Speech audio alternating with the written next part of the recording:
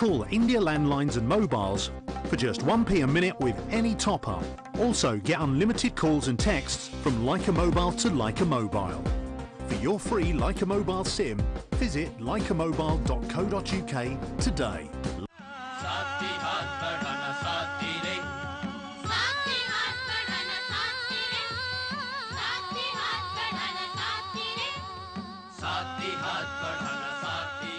So welcome to MATV studio, and the program's name, as you know perhaps by now, is साथी के संग संग।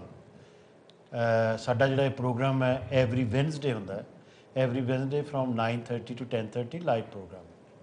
ये कई बार असी अंग्रेजी विच प्रोग्राम करते हैं, कई बार असी गुजराती च, हिंदी च, उर्दू च, पंजाबी च प्रोग्राम करते हैं। तो अज का जिहड़ा प्रोग्राम है ये असी पंजाबी च प्रोग्राम कर रहे हैं। और अज मेरे नाल दो बहुत वधिया पंजाबी दे लेखक हैं, शायर हैं, नावल भी लिखते हैं, मतलब पेंटिंग भी करते हैं। इन्हां दे नाल तुहाडा मैं हुणे तारफ कराना। मेरे नाल बैठे ने संतोख धालीवाल। संतोख धालीवाल नाल तुसीं पहलां भी मिल चुके हो, इस प्रोग्राम विच पहलां आ चुके ने, अज वो फिर आए ने, इन्हां दा बहुत बहुत शुक्रिया। और संतोख धालीवाल बेसिकली नावलकार हैं और इन्हां ने कई नावल लिखे ने। उन्हां विचों जिहड़े बहुत ही मशहूर नावल हैगे ने वो हैगे ने उखड़ियां पैड़ां, सरगी, रिश्तियां दे मारूथल। तो सरगी जिहड़ा नावल है हिंदी विच भी छप चुकिया वे, तो बहुत चर्चित नावल है और पंजाबी विच भी इहदा सैकंड एडिशन भी छप रहा है और हिंदी विच भी इनू सीरियलाइज भी किया गया। इस तरह एक कविता भी लिखते हैं, जिद नहीं करी दी आवाज़ां दा किला, गड़बा को दरिया। इन्हां दे 3 काव्य संग्रह हैगे ने। कहानियां भी ने, नचदे मोरां वाली चादर, क्रॉस लाइन्स ते कानू मर गया। तो इन्होंने कुछ एडिट भी कीतियां, कथा समुद्रों पार दी, जिहदे विच इंग्लैंड के जिहड़े कथाकार ने, जानी कि कहानी लिखण वाले जिहड़े हैगे ने, उन्हां दीयां कहानियां उहदे विच शामिल ने। तो इंडियन वर्कर एसोसीएशन दे एक बहुत एक्टिव ने, नॉटिंगम दे विच, नॉटिंगम तो आए ने। तो ओवर 50 का एक क्लब है, उहदे ये संचालक हैगे ने। इस देश के विच बहुत देर तो आए ने, 1962 विच आए ने और इत्थे आके पहला इन्होंने जिस तरह आम प्रवासियों ने काम किया, फैक्ट्रियां विच होर इहो जिहे काम इन्होंने किए। उस तो बाद इन्होंने नॉटिंगम यूनिवर्सिटी तो टीचर ट्रेनिंग लैके अध्यापन किया इस देश विच। इंडिया विच भी इन्होंने थोड़ा चिर अध्यापन किया। तो हुण ये किते के तौर पर मतलब रिटायर हो चुके हैं टीचर के तौर पर, पर कम्यूनिटी के जोड़े काम ने उन्होंने काफ़ी एक्टिव है ने। पहला इन्हों का स्वागत आप करिए। संतोख धालीवाल जी, साडे स्टूडियो च तुहाडा स्वागत, खैर मकदम। बहुत बहुत शुक्रिया साथी साहब तुहाडा ते MATV का जी, जिन्हों ने मैनू ये चांस दिता दोबारा। फिर मैं पहला भी एक बार आ चुका, हाँ तुसीं आए हो, तो फिर दोबारा मैनू सद्या। मैं मैंने इस योग समझ द प्लेजर इज़ माइन। बहुत बहुत शुक्रिया तुहाडा। और साडे कोल दोस्तों दूसरे जिहड़े गैसट ने साडे कोल साडे स्टूडियो दे विच, वो बहुत ही वधिया शायर ने, पंजाबी च लिखते हैं, अंग्रेजी भी लिखते हैं और ये नाल नाल एबस्ट्रैक्ट इंप्रैशनिस्ट पेंटिंग्स करते हैं। इहदे नाल बहुत सारिया गल्लां आपां करांगे। ये हैगे ने वरिंदर परिहार जी। वरिंदर परिहार जी, पहला तो तुहानूं वैलकम साडे स्टूडियो दे विच। ते Varinder he is MA in English from Guru Nanak Dev university और ये नाल नाल पिछे पिंड तुहाडा मलसियां तुसीं कहा हैगा, बड़ा मशहूर पिंड है मलसियां, उत्थों दे हैगे ने। और ग्रीक लिटरेचर की इन्होंने काफ़ी मुताला स्टडी की है। इस तरह वर्ल्ड पोइट्री के उत्ते इन्हों का काफ़ी इन्हों का अध्ययन है। तो इस तरह एको लिटरेचर है जोड़ा वो भी है। बहुत सारिया किताबां लिख चुके हैं। तो इन्हों की जिहड़ियां किताबां ने उन्होंने जिहड़ियां मतलब एक कुदरत तुहाडी किताब है जी, है जी। तो फिर मैं किते होर सी, तो इस तरह बियॉन्ड वाटर्स, ये मेरे ख्याल संकलन सी एडिट की हुई सी अंग्रेजी विच। ते खंभा वाला घोड़ा तुहाडी किताब है। फिर कण कायनात, तो होर तुहाडीआं किताबां होर छप रही ने। तो इस तरह तुसीं कई जिहड़े मैगजीन ने वो एडिट भी तुसीं करते रहे हो। सब तो दिलचस्प गल ये सी कि तुसीं ऑल इंडिया रेडियो तो when you were just a child, उदों तो तुसीं मतलब ब्रॉडकास्टिंग उत्थे जाके गीत कविता जो कुछ भी तुसीं करदे सी, तुसीं उत्थे करदे। ਇਹ ਜਿਹੜੀ ਗੱਲ ਸੰਤੋਖ ਆਪਾਂ ਪਹਿਲਾਂ ਕਰਦੇ ਸੀਗੇ ਕੈਮਰੇ ਔਨ ਹੋਣ ਤੋਂ ਪਹਿਲਾਂ, ਉਹ ਹੀ ਸੀਗਾ ਕਿ ਜਿਹੜੀ ਪ੍ਰੇਰਨਾ ਮਿਲਦੀ ਹੈ ਲਿਖਣ ਦੀ, ਉਹ ਕਈ ਵਾਰੀ ਤੁਹਾਡੇ ਆਪਣੇ ਕਿਸੇ ਪਰਿਵਾਰਕ ਮੈਂਬਰ ਵੱਲੋਂ ਮਿਲਦੀ ਹੈ, ਜਾਂ ਕਈ ਵਾਰੀ ਇਹੋ ਜਿਹੇ ਹਾਲਾਤ ਵੀ ਹੁੰਦੇ ਕਿ ਪਰਿਵਾਰਕ ਮੈਂਬਰ ਵੱਲੋਂ ਨਹੀਂ ਮਿਲਦੀ, ਪਰ ਤੁਹਾਡੇ ਵਿੱਚ ਕੁਦਰਤੀ ਉਹ ਰੁਚੀ ਹੁੰਦੀ ਹੈ ਸਾਹਿਤ ਵੱਲ। ਜੇ ਮੈਂ ਤੁਹਾਡੀ ਸਭ ਤੋਂ ਪਹਿਲਾਂ ਗੱਲ ਕਰਾਂ ਤਾਂ ਮੈਨੂੰ ਪਤਾ ਕਿ ਤੁਹਾਡੇ ਵੱਡੇ ਵੀਰ ਭੁਪਿੰਦਰ ਪਰਿਹਾਰ, ਉਹ ਅੰਗਰੇਜ਼ੀ ਦੇ ਲੇਖਕ ਵੀ ਨੇ, ਉਰਦੂ 'ਚ ਵੀ ਲਿਖਦੇ ਆ, ਪਰਸ਼ੀਅਨ ਵਿੱਚ ਵੀ ਲਿਖਦੇ ਨੇ, ਮਤਲਬ ਇਸ ਖੇਤਰ ਦੇ ਵਿੱਚ ਉਹਨਾਂ ਦਾ ਕਾਫੀ ਕੰਮ ਆ, ਉਹ ਅਧਿਆਪਨ ਦੇ ਕਿੱਤੇ ਵਿੱਚ ਹੈਗੇ ਨੇ। ਬਿਲਕੁਲ। ਔਰ ਸਭ ਤੋਂ ਵੱਡੀ ਗੱਲ ਹੈ ਕਿ ਤੁਹਾਡੇ ਪਿਤਾ ਜੀ ਐਸ਼ ਕਰਨਾਨਵੀ, ਉਹ ਮਤਲਬ ਉਹ ਵੀ ਸ਼ਾਇਰ ਸੀਗੇ, ਤੇ ਤੁਹਾਡੇ ਘਰ ਦੇ ਵਿੱਚ ਕਿਤਾਬਾਂ ਦਾ ਮਾਹੌਲ ਹੁੰਦਾ ਸੀ। ਬਿਲਕੁਲ। ਕੁਝ ਦੱਸੋ ਕਿ ਉਹ ਜਿਹੜੀਆਂ ਕਿਤਾਬਾਂ ਸੀ, ਕਿਉਂਕਿ ਜੇ ਕਿਤਾਬਾਂ ਦਾ ਮਾਹੌਲ ਹੈ ਇਹਦਾ ਮਤਲਬ ਇਹ ਨਹੀਂ ਕਿ ਜਿਹੜਾ ਬੱਚਾ ਆ ਉਹ ਕਿਤਾਬਾਂ ਨੂੰ ਦੇਖ ਕੇ ਉਹ ਕਿਤਾਬਾਂ ਪੜ੍ਹਨੀਆਂ ਸ਼ੁਰੂ ਕਰ ਦੇਵੇ। ਕਈ ਵਾਰੀ ਇਹੋ ਜਿਹੇ ਵੀ ਨਲਾਇਕ ਹੁੰਦੇ ਆ ਕਿ ਉਹ ਕਿਤਾਬਾਂ ਨੂੰ ਗੌਰ ਹੀ ਨਹੀਂ ਕਰਦੇ ਵੀ ਇੱਥੇ ਕੀ ਪਿਆ। ਉਹਨਾਂ ਵਾਸਤੇ ਕਿਤਾਬਾਂ ਇੱਕ ਵਸਤੀ ਆ। ਤੁਸੀਂ ਕਿਸ ਤਰ੍ਹਾਂ ਮਹਿਸੂਸ ਕੀਤਾ ਸੀ ਜਦੋਂ ਤੁਸੀਂ? ਬਿਲਕੁਲ ਤੁਸੀਂ ਦਰੁਸਤ ਕਿਹਾ, ਕਿਉਂਕਿ ਜਦੋਂ ਮੈਂ ਬੱਚਾ ਸੀ ਤਾਂ ਮੈਂ ਆਲਾ ਦੁਆਲਾ ਦੇਖ ਰਿਹਾ ਸੀ ਕਿ ਸ਼ਾਮ ਨੂੰ ਬਿਨਾਂ ਨਾਗਾ ਜਿਹੜੇ ਆਪਣੇ ਨਕੋਦਰ ਦੇ ਸ਼ਾਇਰ ਸਨ, ਉਰਦੂ ਦੇ ਔਰ ਪੰਜਾਬੀ ਦੇ ਵੀ, ਕੁਝ ਹਿੰਦੀ ਦੇ ਵੀ ਸਨ, ਉਹਨਾਂ ਨੇ ਇਕੱਠੇ ਹੋਣਾ। ਇੱਕ ਖਾਲੀ ਜਗ੍ਹਾ ਸੀ, ਪਲਾਟ ਸੀ, ਉਹਦੇ ਵਿੱਚ ਅਸੀਂ ਬੱਚਿਆਂ ਨੇ ਆਰਾਮ ਕੁਰਸੀਆਂ ਡਾਉਣੀਆਂ, ਛਿੜਕਾਅ ਕਰਨਾ ਪਾਣੀ ਦੇ, ਉਹਨਾਂ ਦੀ ਚਿਲਮਾਂ ਲਗਾਉਣੀਆਂ ਔਰ ਸੇਵਾ ਕਰਨੀ ਉਹਨਾਂ ਦੀ, ਜੋ ਵੀ ਉਹਨਾਂ ਨੂੰ ਚੀਜ਼ ਦੀ। ਅਸੀਂ ਕੋਲ ਉਹਨਾਂ ਦੇ ਪੈਰਾਂ 'ਚ ਬੈਠ ਜਾਂਦੇ ਹੁੰਦੇ ਸੀ, ਛੋਟੇ ਛੋਟੇ ਬੱਚੇ। ਤਾਂ ਫਿਰ ਅਸੀਂ ਉਹਨਾਂ ਦੀਆਂ ਗੱਲਾਂ ਸੁਣੀਆਂ। ਫਿਰ ਉਹਨਾਂ ਨੇ ਪੰਜਾਬੀ ਦੇ ਉਸ ਜ਼ਮਾਨੇ ਦੇ ਵਿੱਚ ਜ਼ਿਆਦਾ ਦੀਵਾਨ ਸਿੰਘ ਕਾਲੇ ਪਾਣੀ ਔਰ ਭਾਈ ਵੀਰ ਸਿੰਘ, ਤਾਂ ਪ੍ਰੋਫੈਸਰ ਪੂਰਨ ਸਿੰਘ, ਤਾਂ ਅੰਮ੍ਰਿਤਾ ਬੜੇ ਜ਼ੋਰਾਂ 'ਤੇ ਸੀ, ਗੁਰਬਖਸ਼ ਪ੍ਰੀਤ ਲੜੀ ਦਾਰ ਜੀ। ਤਾਂ ਉਹਨਾਂ ਦੀਆਂ ਗੱਲਾਂ ਸ਼ਿਵ ਉਹਨਾਂ ਦੀਆਂ ਤਾਂ ਬਾਅਦ ਦੇ ਵਿੱਚ ਸ਼ੁਰੂ ਹੋਈਆਂ ਨਾ ਗੱਲਾਂ, ਤਾਂ ਇਹ ਕਾਫੀ ਗੱਲਾਂ ਹੁੰਦੀਆਂ ਸੀ। ਤੁਸੀਂ ਉੱਥੋਂ ਜਦੋਂ ਪ੍ਰੇਰਿਤ ਹੋਏ ਤਾਂ ਅਸੀਂ ਸੁਣਦੇ ਰਹਿੰਦੇ ਸੀ ਵੀ ਇਹ ਕੌਣ ਸ਼ਖਸ ਨੇ। ਲੇਕਿਨ ਤੁਹਾਡੇ ਘਰ ਦਾ ਜਿਹੜਾ ਮਾਹੌਲ ਸੀ ਨਾ, on top of that what you have sad, ਹਾਂਜੀ, ਤੁਹਾਡੇ ਘਰ ਦਾ ਮਾਹੌਲ ਵੀ ਤਾਂ ਸਾਹਿਤਿਕ ਸੀ ਨਾ। ਬਿਲਕੁਲ। ਸਾਡੀਆਂ ਸਿਸਟਰਸ ਨੂੰ ਵੀ, ਉਹਨਾਂ ਨੂੰ ਆਪਣੇ ਗੀਤ ਔਰ ਕਵਿਤਾਵਾਂ ਗਾਉਣ ਦਾ ਬੜਾ ਸ਼ੌਕ ਸੀਗਾ। ਤਾਂ ਅਸੀਂ ਆਪਣੇ ਆਲ ਇੰਡੀਆ ਰੇਡੀਓ ਹੁੰਦਾ ਸੀ ਜਲੰਧਰ, ਤਾਂ ਉੱਥੇ ਡਾਇਰੈਕਟਰ ਹੁੰਦੇ ਸੀ KRF। ਤਾਂ ਸਭ ਤੋਂ ਪਹਿਲੇ ਮੈਂ ਸਮਝਦਾ ਕਿ ਉਹ ਡਾਇਰੈਕਟਰ ਸੀਗੇ। ਤਾਂ ਉਹਨਾਂ ਨੇ ਹਰ ਬੁੱਧਵਾਰ, ਮਹੀਨੇ ਦੇ ਪਹਿਲੇ ਬੁੱਧਵਾਰ, ਆਪਣਾ ਇੱਕ ਬੱਚਿਆਂ ਦਾ ਪ੍ਰੋਗਰਾਮ ਕਰਦੇ ਹੁੰਦੇ ਸੀ, ਜਿਨ੍ਹਾਂ ਦੇ ਵਿੱਚ ਮੈਂ ਬਿਨਾਂ ਨਾਗਾ ਉੱਥੇ ਪਹੁੰਚਦਾ ਹੁੰਦਾ ਸੀ ਆਪਣੇ ਫਾਦਰ ਸਾਹਿਬ ਦੇ ਨਾਲ। ਉਹਨਾਂ ਨੇ ਹੋਰ ਬੱਚੇ ਵੀ ਗਲੀ ਮਹੱਲੇ ਦੇ, ਸਕੂਲਾਂ ਦੇ ਇਕੱਠੇ ਕਰਕੇ ਲੈ ਜਾਣੇ। ਤਾਂ ਅਸੀਂ ਗੀਤ ਉਹਨਾਂ ਦਿਨਾਂ ਦੇ ਵਿੱਚ ਆਪਣਾ, ਮੈਨੂੰ ਮਾੜੀ ਇੰਡੋ ਚਾਈਨਾ ਵੋਰ ਯਾਦ ਹੈ। ਤਾਂ ਉਸ ਤੋਂ ਬਾਅਦ ਫਿਰ ਮੈਂ 9 ਸਾਲ ਦਾ ਸੀ, ਤਾਂ ਇੰਡੋ ਪਾਕ ਵੋਰ ਜਿਹੜੀ ਹੋਈ ਆ 65 ਦੀ, ਤਾਂ ਪਹਿਲਾ ਗੀਤ ਮੈਂ ਉਦੋਂ ਲਿਖਿਆ। ਤਾਂ ਮੇਰੇ ਕੋਲ ਹਜੇ ਵੀ ਲਿਖ ਕੇ ਤੁਸੀਂ ਰੇਡੀਓ ਤੇ ਗਾਇਆ? ਹਾਂਜੀ। ਉਦੋਂ ਉਹਨਾਂ ਸਾਰੇ ਬੱਚਿਆਂ ਨੂੰ ਕਿਹਾ ਸੀ ਤੁਸੀਂ ਲਿਖ ਕੇ ਲਿਆਓ, ਕੁਝ ਬੱਚੇ ਲਿਖ ਕੇ ਲੈ ਗਏ, ਉਹਨਾਂ 'ਚ ਮੈਂ ਵੀ ਇੱਕ ਸੀਗਾ। ਤਾਂ ਉਹ ਮੈਂ ਗੀਤ ਉੱਥੇ। ਸੋ ਅਸੀਂ ਪਹਿਲਾਂ ਸਭ ਤੋਂ ਜਿਹੜਾ ਸਾਡਾ ਪਹਿਲਾ ਸਵਾਲ ਸੀਗਾ ਉਹਦੇ ਬਾਰੇ ਆਪਾਂ ਕੇਂਦਰਿਤ ਰਹੀਏ, ਤਾਂ ਇਹ ਹੈ ਕਿ ਘਰ ਦਾ ਇੱਕ ਤੁਹਾਡਾ ਮਾਹੌਲ ਇਹੋ ਜਿਹਾ ਸੀਗਾ, ਤੁਹਾਡਾ ਪਿੰਡ ਦਾ ਮਾਹੌਲ ਇਹੋ ਜਿਹਾ ਸੀਗਾ ਜਿਹਦੇ ਵਿੱਚ ਤੁਹਾਨੂੰ ਇਸ ਪਾਸੇ ਤੁਹਾਡੀ ਮਤਲਬ ਰੁਝਾਨ ਤੁਹਾਡਾ ਪੈਦਾ ਹੋਇਆ। ਤੇ ਸੰਤੋਖ ਜੀ, ਤੁਸੀਂ ਤੁਹਾਡੇ ਘਰ ਦੇ ਵਿੱਚ ਸੀ ਕੋਈ ਕਿਸੇ ਕਿਸਮ ਦਾ ਸਾਹਿਤਕ ਮਾਹੌਲ? ਸਾਹਿਤਕ ਮਾਹੌਲ ਕੋਈ ਨਹੀਂ ਸੀ। ਵੱਡੀ ਜਿਹੜੀ ਗੱਲ ਹੈ ਸੀ ਕਿ ਮੇਰਾ ਫਾਦਰ ਹੋ ਰਿਹਾ, ਸਾਡੀ ਫੈਮਿਲੀ 'ਚੋਂ ਇਕੱਲੇ ਪੜ੍ਹੇ ਸੀ, ਤੇ 1927 ਦੀ ਮੈਟ੍ਰਿਕ ਪਾਸ ਸੀ ਬੰਦੇ, ਲੇਕਿਨ ਉਹ ਸਿਰਫ ਉਹ ਨੌਕਰੀ ਕਰਨ ਲੱਗ ਪਿਆ। ਘਰ ਵਿੱਚ ਕੋਈ ਮਾਹੌਲ ਨਹੀਂ ਸੀ ਪੜ੍ਹਨ ਦਾ। ਅਸੀਂ ਜ਼ਰੂਰ ਪੜ੍ਹਦੇ ਰਹੇ ਹਾਂ। ਦੈਨ ਜਦੋਂ ਕਾਲਜ 'ਚ ਗਏ ਤਾਂ ਫਿਰ ਮੈਂ ਗਿਆਨੀ ਕੀਤੀ। ਉਹ ਗਿਆਨੀ ਕਰਨ ਦੇ ਨਾਲ, ਲਿਟਰੇਚਰ ਪੜ੍ਹਨ ਦੇ ਨਾਲ ਜਿਹੜਾ ਸੀ ਨਾ, ਤੁਸੀਂ ਮਖੌਲ ਨਾ ਕਰੋ, ਮੈਂ ਸੱਚੀ ਕੀਤੀ ਗਿਆਨੀ, ਝੂਠ ਨਹੀਂ ਬੋਲਦਾ, ਮੈਂ ਵੀ ਸੱਚੀ ਕੀਤੀ ਆ।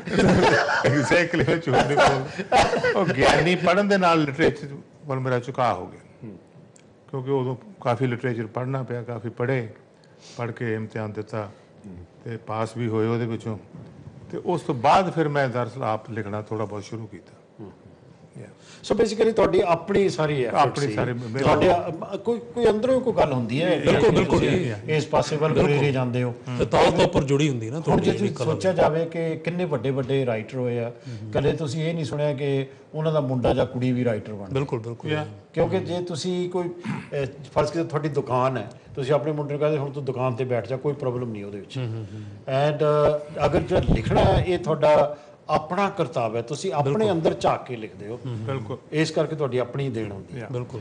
ਤੇ ਸੰਤੋਖ, ਤੁਸੀਂ ਜਿਹੜੇ ਨਾਵਲ ਲਿਖਿਆ, ਤੁਸੀਂ ਬੇਸਿਕਲੀ ਕਿ ਤੁਹਾਡੇ ਸਾਰੀਆਂ ਜਿਹੜੀਆਂ ਲਿਖਤਾਂ ਹੈਗੀਆਂ ਉਹ ਇਸ ਦੇਸ਼ ਨਾਲ ਸੰਬੰਧਿਤ ਹੈ, ਇਸ ਭਾਈਚਾਰੇ ਨਾਲ ਸੰਬੰਧਿਤ ਹੈ। ਭਾਵੇਂ ਉਹਦੇ ਵਿੱਚ ਤੁਸੀਂ ਜਿਹੜੇ ਇੰਡੀਆ ਤੋਂ ਆਏ ਲੋਕ ਹੈ, ਤੁਸੀਂ ਪਿੱਛਲ ਝਾਕ ਵੀ ਥੋੜੀ ਜਿਹੀ ਕੀਤੀ ਹੈ ਵੀ ਇੰਡੀਆ ਵਿੱਚ ਉਹਨਾਂ ਦੀ ਲਾਈਫ ਕਿਹੋ ਜਿਹੀ ਹੈ, ਇੱਥੇ ਆ ਕੇ ਕਿਹੋ ਜਿਹੀ ਕੀਤੀ ਹੈ। ਡੂ ਯੂ ਥਿੰਕ ਕਿ ਆਫਟਰ ਅਬਾਊਟ 50 odd years, ਤੁਸੀਂ ਤੁਹਾਨੂੰ 50 ਸਾਲ ਤੋਂ ਉੱਪਰ ਹੋ ਗਏ ਇਸ ਦੇਸ਼ 'ਚ ਰਹਿੰਦੇ ਹੋ ਨਾ, ਤੇ 50 ਸਾਲਾਂ ਬਾਅਦ ਵੀ ਅਸੀਂ ਪਿਛਲੇ ਬਾਰੇ ਜ਼ਿਆਦਾ ਸੋਚਦੇ ਹਾਂ? Do you think it is that?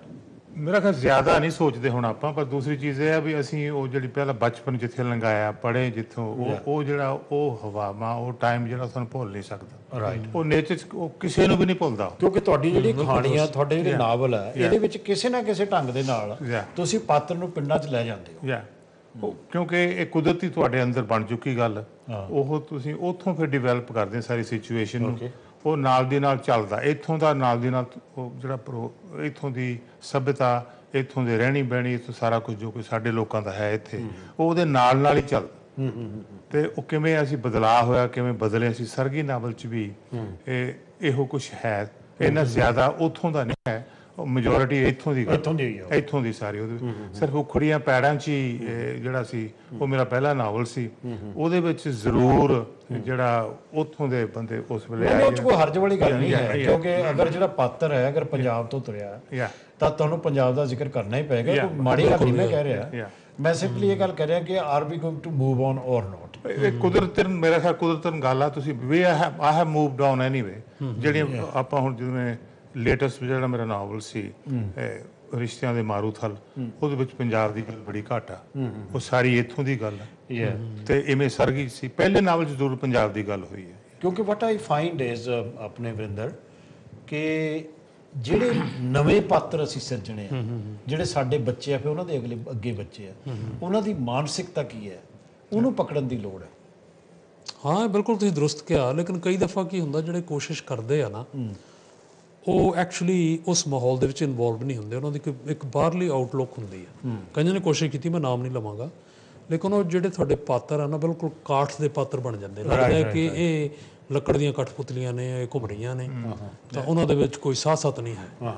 ਸੋ ਲੇਕਿਨ ਜਿੱਦਾਂ ਮੈਂ ਪਹਿਲਾਂ ਕਿਹਾ ਕਿ ਉਹਦੇ ਲਈ ਤੁਹਾਨੂੰ ਉਸ ਸਮਾਜ ਦੇ ਵਿੱਚ ਇਨਵੋਲਵ ਹੋਣਾ, ਜਿਵੇਂ ਸਾਡੇ ਬੱਚੇ ਹੋ ਰਹੇ ਨੇ, ਉਹ ਉਹਨਾਂ ਪਾਰਟੀਆਂ ਜਾਂਦੇ ਨੇ, ਉਹਨਾਂ ਬੱਚਿਆਂ ਨੂੰ ਮਿਲਦੇ ਨੇ, ਤਾਂ ਉਹ ਉਸ ਜ਼ਿੰਦਗੀ ਦੇ ਜ਼ਿਆਦਾ ਨੇੜੇ ਨੇ ਸਾਡੇ ਨਾਲੋਂ। ਜਿਵੇਂ ਇਵੇਂ ਪਹਿਲਾਂ ਮਿਥ ਕ੍ਰੀਏਟ ਹੋ ਗਈ ਸੀ ਇੱਥੇ ਬਈ ਜਿਹੜੀ ਵਲਾਇਤ ਦੀ ਹਰ ਔਰਤ ਆ, ਉਹਨੂੰ ਤੁਸੀਂ ਜਦੋਂ ਮਰਜ਼ੀ 10 ਪਾਉਂਡ ਦੇ ਕੇ ਲੈ ਜਾਓ। ਲੇਕਿਨ ਇਹ ਬਿਲਕੁਲ, ਮੈਂ ਇਸ ਮਿਥ ਨੂੰ ਤੋੜਿਆ ਬਿਲਕੁਲ ਕੰਪਲੀਟਲੀ, ਵੀ ਬਿਲਕੁਲ ਸਰਾਸਰ ਗਲਤ ਗੱਲ ਆ। ਉਹ ਸਾਡੇ ਉੱਥੇ ਗਲੈਮਰਾਈਜ਼ ਕੀਤੀ ਇਸ ਗੱਲ ਨੂੰ, ਜਿਹੜੇ ਹਿੰਦੂ ਪੰਜਾਬ 'ਚ ਪੜ੍ਹਨ ਵਾਲੇ ਉਹ ਬੜਾ ਪਸੰਦ ਕਰਦੇ ਇਸ ਗੱਲ ਨੂੰ। ਹਾਂ, ਇਸ ਚੀਜ਼ ਨੂੰ ਔਰ ਕਈ ਮੈਂ ਦੇਖਿਆ ਹੈਗਾ ਵਿਦਆਊਟ ਨੇਮਿੰਗ ਨੇਮਸ, ਉਹ ਨਾਵਲਾਂ ਦੇ ਨਾਮ ਵੀ ਇਹੋ ਜਿਹੇ ਰੱਖਦੇ ਆ ਬਿਲਕੁਲ, ਤਾਂ ਜੋ ਉਹਨਾਂ ਨੂੰ ਨਾ ਇਦਾਂ ਲੱਗੇ ਪਏ ਲੈ ਵੀ ਹਾਂ ਬਲੈਕ ਦੀ ਗੱਲ ਲੱਗੀ ਹੋਣ। ਫਿਰ ਉੱਥੇ ਜਿਹੜੇ ਟਾਈਟਲ ਕਿਤਾਬਾਂ ਦੇ ਦਿੱਤੇ ਜਾਂਦੇ ਆ, ਬਿਗ ਬੈਨ ਦਾ ਟਾਈਟਲ ਦੇ ਦਿੱਤਾ, ਦੂਸਰਾ ਦੇ ਦਿੱਤਾ, ਉਹਦੀ ਤਸਵੀਰ ਦੇ ਦਿੱਤੀ, ਇਹੋ ਜਿਹੀਆਂ ਚੀਜ਼ਾਂ ਲੋਕਾਂ ਨੂੰ ਇੱਕ ਭੁਲੇਖੇ ਜਿਹੇ 'ਚ ਪਾ ਕੇ ਵੀ ਅਸੀਂ ਇਸ ਸਮਾਜ ਬਾਰੇ ਬਹੁਤ ਕੁਝ ਜਾਣਦੇ ਆ। ਕਿਉਂਕਿ ਪੜ੍ਹਾਉਣ ਦੇ ਸਿਲਸਿਲੇ ਜਦੋਂ ਮੈਂ ਸਕੂਲ 'ਚ ਪੜ੍ਹਾਇਆ, ਉੱਥੇ ਹਰ ਤਰ੍ਹਾਂ ਦੇ ਜਿਹੜੇ ਸੀ ਕੈਰੈਕਟਰ ਨੂੰ ਮੈਂ ਮਿਲਿਆ। ਮੈਂ ਇਕੱਲਾ ਉੱਥੇ ਇੱਕ ਇੰਡੀਅਨ ਸੀ, ਬਾਕੀ ਸਾਰੇ ਅੰਗਰੇਜ਼ ਹੀ ਸੀ, ਅੰਗਰੇਜ਼ ਕੁੜੀਆਂ ਸੀ, ਅੰਗਰੇਜ਼ ਬੰਦੇ ਸੀ, ਔਰ ਮੈਨੂੰ ਕੋਈ ਇਹੋ ਜਿਹੀ ਗੱਲ ਨਹੀਂ ਲੱਗੀ ਵੀ ਕਿਸੇ ਕੁੜੀ ਨੂੰ ਤੁਸੀਂ ਜਿਹਨੂੰ ਮਰਜ਼ੀ ਤੁਹਾਡਾ ਜੀ ਕਰੇ ਨਾਲ ਲੈ ਜਾਓ ਜਿੱਥੇ। ਤੇ ਇਹ ਬਿਲਕੁਲ ਮਿਥ ਸੀ ਸਾਡੇ ਲੋਕਾਂ ਨੇ, ਬੜਾ ਲੋਕਾਂ ਨੇ ਇਹਨੂੰ ਐਕਸਪਲੋਇਟ ਕੀਤਾ, ਰਾਈਟਰਸ ਨੇ ਇੱਥੋਂ ਦੇ ਐਕਸਪਲੋਇਟ ਕੀਤਾ, ਔਰ ਹਿੰਦੁਸਤਾਨ 'ਚ ਪੰਜਾਬੀਆਂ ਨੇ ਉਹਨੂੰ ਮਾਣਿਆ, ਰੱਜ ਕੇ ਮਾਣਿਆ, ਕਿਉਂਕਿ ਮੰਨਦੇ ਸੀ, ਇੱਥੋਂ ਵੀ ਹੋਰ ਐਕਸਪਲੋਇਟ ਕਰ ਰਹੇ ਸੀ। ਕਿਉਂਕਿ ਜਦੋਂ ਅਸੀਂ ਆਏ ਸੀਗੇ, ਜੋ ਆਪਾਂ 60ਵੀਆਂ 70ਵੀਆਂ ਦੀ ਗੱਲ ਕਰੀਏ, ਉਸ ਵੇਲੇ ਜਿਹੜਾ ਅੰਗਰੇਜ਼ ਸੀਗਾ, ਪਹਿਲੀ ਗੱਲ ਤਾਂ ਉਹਨਾਂ ਦੇ ਵਿੱਚ ਅਸੀਂ ਵੜ ਨਹੀਂ ਸੀ ਸਕਦੇ, ਕਿਉਂਕਿ ਹਜੇ ਤੱਕ ਵੀ ਬੜੀ ਇਹ ਇਨਸੂਲੇਟਡ ਸੁਸਾਇਟੀ ਹੈ। ਇਟ ਇਜ਼ ਇਹਨਾਂ ਛੇਤੀ ਕਿਤੇ ਬਣਨਾ ਸੌਖਾ ਨਹੀਂ ਹੈ। ਮੈਨੂੰ ਯਾਦ ਹੈ ਕਿ ਜਦੋਂ ਮੈਂ ਆਇਆ ਸੀ ਤਾਂ ਮੈਂ ਇੱਕ ਗੋਰਾ ਸੀ, ਮੇਰਾ ਫਰੈਂਡ ਜਿਹਾ ਬਣ ਗਿਆ ਪਾਪੂ ਜਾਣ ਕਰਕੇ ਜਾਂ ਕਿਸ ਤਰ੍ਹਾਂ, ਤੇ ਮੈਂ ਉਹਨੂੰ ਕਿਹਾ, ਮੈਂ ਕਿਹਾ ਯਾਰ ਮੈਂ ਤੇਰੇ ਘਰ ਆਉਣਾ ਚਾਹੁੰਦਾ। ਕਹਿੰਦਾ ਵਟ ਫੋਰ? ਆਹੋ, ਮੈਂ ਕਿਹਾ ਮੈਂ ਦੇਖਣਾ ਚਾਹੁੰਦਾ ਵੀ ਤੁਸੀਂ ਕਿੱਦਾਂ ਰਹਿੰਦੇ। ਕਹਿੰਦਾ ਕਿ I give you the solution.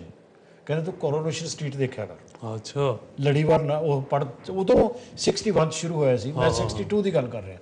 ਉਹ ਕਹਿੰਦਾ ਤੂੰ ਉਹ ਦੇਖਿਆ ਕਰ, ਉਹਦੇ ਵਿੱਚ you can look into Englishman's house, English life ਹੈ। ਐਂਡ ਮੈਂ ਹਜੇ ਤੱਕ ਹੀ ਮੈਨੂੰ ਆਦਤ ਹੀ ਪੈ ਗਈ ਉਹ ਦੇਖਣ ਦਾ। ਕਹਿਣ ਦਾ ਭਾਵ ਇਹ ਹੈਗਾ, ਮੈਂ ਉਹ ਤੁਹਾਡੀ ਗੱਲ 'ਚ ਮੈਂ ਬਿਲਕੁਲ ਤੁਸੀਂ ਦਰੁਸਤ ਕਹਿ ਰਹੇ ਹੋ। ਮੈਂ 20 ਸਾਲ ਪੜ੍ਹਾਇਆ, ਔਰ 20 ਸਾਲਾਂ 'ਚ ਘੱਟ ਤੋਂ ਘੱਟ 10-15 ਵੇਰ ਮੈਂ ਜ਼ਰੂਰ ਉੱਥੋਂ ਦੇ ਆਪਣੇ ਟੀਚਰ ਜਿਹੜੇ ਕਾਲਜ ਸੀ ਮੇਰੇ, ਉਹਨਾਂ ਨੂੰ ਆਪਣੇ ਕਰ ਸੱਦਿਆ, ਮੈਨੂੰ ਕਿਸੇ ਨੇ ਆਪਣੇ ਘਰ ਨਹੀਂ ਸੱਦਿਆ। ਰਾਈਟ, ਨਹੀਂ ਬੁਲਾਉਂਦੇ। ਬਿਲਕੁਲ, ਇਹ ਆਮ ਤੌਰ ਤੇ ਇਹ ਗੱਲ ਕਹੀ ਜਾਂਦੀ ਹੈ, ਇਹ ਆਮ ਤੌਰ ਤੇ ਇਹ ਗੱਲ ਕਹੀ ਜਾਂਦੀ ਹੈ। अच्छा, कमिंग बैक टू साउथहैम्पटन बड़ा प्यारा शहर है, पर पिछले पिछले हफ्ते की गल है, ਉਹਦੇ 'ਚ ਇੱਕ ਪ੍ਰੋਗਰਾਮ ਆਇਆ ਸੀ ਚੈਨਲ 4 ਤੇ ਇਮੀਗ੍ਰੇਸ਼ਨ ਸਟਰੀਟ। ਮੈਨੂੰ ਤਾਂ ਵੈਸੇ ਪਤਾ ਵੀ ਨਹੀਂ ਸੀ ਵੀ ਉੱਥੇ ਇੰਨੀਆਂ ਨੈਸ਼ਨੈਲਿਟੀਆਂ ਦੇ ਲੋਕ ਇੱਕੋ ਗਲੀ ਵਿੱਚ ਰਹਿੰਦੇ ਹੋਣਗੇ। ਐਂਡ ਮੈਂ ਸਿਰਫ ਇਹਨਾਂ ਪੁੱਛਣਾ ਚਾਹੁੰਦਾ ਕਿ ਮੈਨੂੰ ਇਹ ਗਿਆਨ ਨਹੀਂ ਸੀ ਕਿ ਸਾਊਥਹੈਂਪਟਨ 'ਚ ਡਿਫਰੈਂਟ ਸੁਸਾਇਟੀਆਂ ਦੇ ਇੰਨੇ ਲੋਕ ਹੈ। ਇਹਦੀ ਕੋਈ ਖਾਸ ਵਜ੍ਹਾ ਜਾਂ ਕੀ ਹੈ? ਮਤਲਬ ਉੱਥੇ ਮੇਰਾ ਖਿਆਲ ਕੋਈ ਖਾਸ ਵਜ੍ਹਾ ਨਹੀਂ, ਕਿਉਂਕਿ ਉਹਨੂੰ ਸਾਊਥਹੈਂਪਟਨ ਨੂੰ ਤਾਂ ਹਾਈਲਾਈਟ ਕੀਤਾ ਗਿਆ। ਤਾਂ ਹੁਣ ਦੇਖਿਆ ਜਾਵੇ ਕਿ ਸਾਊਥ ਦੇ ਵਿੱਚ ਸਾਨੂੰ ਇਹ ਪਤਾ ਲੱਗਾ ਕਿ 1.6 ਮਿਲੀਅਨ ਆਪਣੇ ਜਿਹਨਾਂ ਨੂੰ ਅਸੀਂ ਡਿਸੇਬਲ ਮੈਨ ਪਸੰਦ ਨਹੀਂ ਕਰਦਾ ਸ਼ਬਦ, ਲੈਸ ਏਬਲ ਪੀਪਲ ਜਿਹੜੇ ਰਹਿ ਰਹੇ। ਕਿਉਂਕਿ ਜਿਵੇਂ ਤੁਸੀਂ ਪਹਿਲਾਂ ਕਿਹਾ ਕਿ ਉਹ ਨਜ਼ਾਰਾ ਬੜਾ ਅੱਛਾ ਹੈ, ਸਾਰਾ 3 ਸਾਈਡਾਂ ਤੋਂ ਆਪਾਂ ਸਮੁੰਦਰ ਨਾਲ ਘਿਰਿਆ ਹੋਇਆ ਵਾ, ਔਰ ਮੌਸਮ ਵੀ ਬੜਾ ਅੱਛਾ ਹੈ। ਜਿਵੇਂ ਆਪਣੇ ਬ੍ਰਿਟਿਸ਼ ਕੋਲੰਬੀਆ ਦੇ ਵਿੱਚ ਬੜਾ ਅੱਛਾ ਮੌਸਮ ਰਹਿੰਦਾ ਹੈ।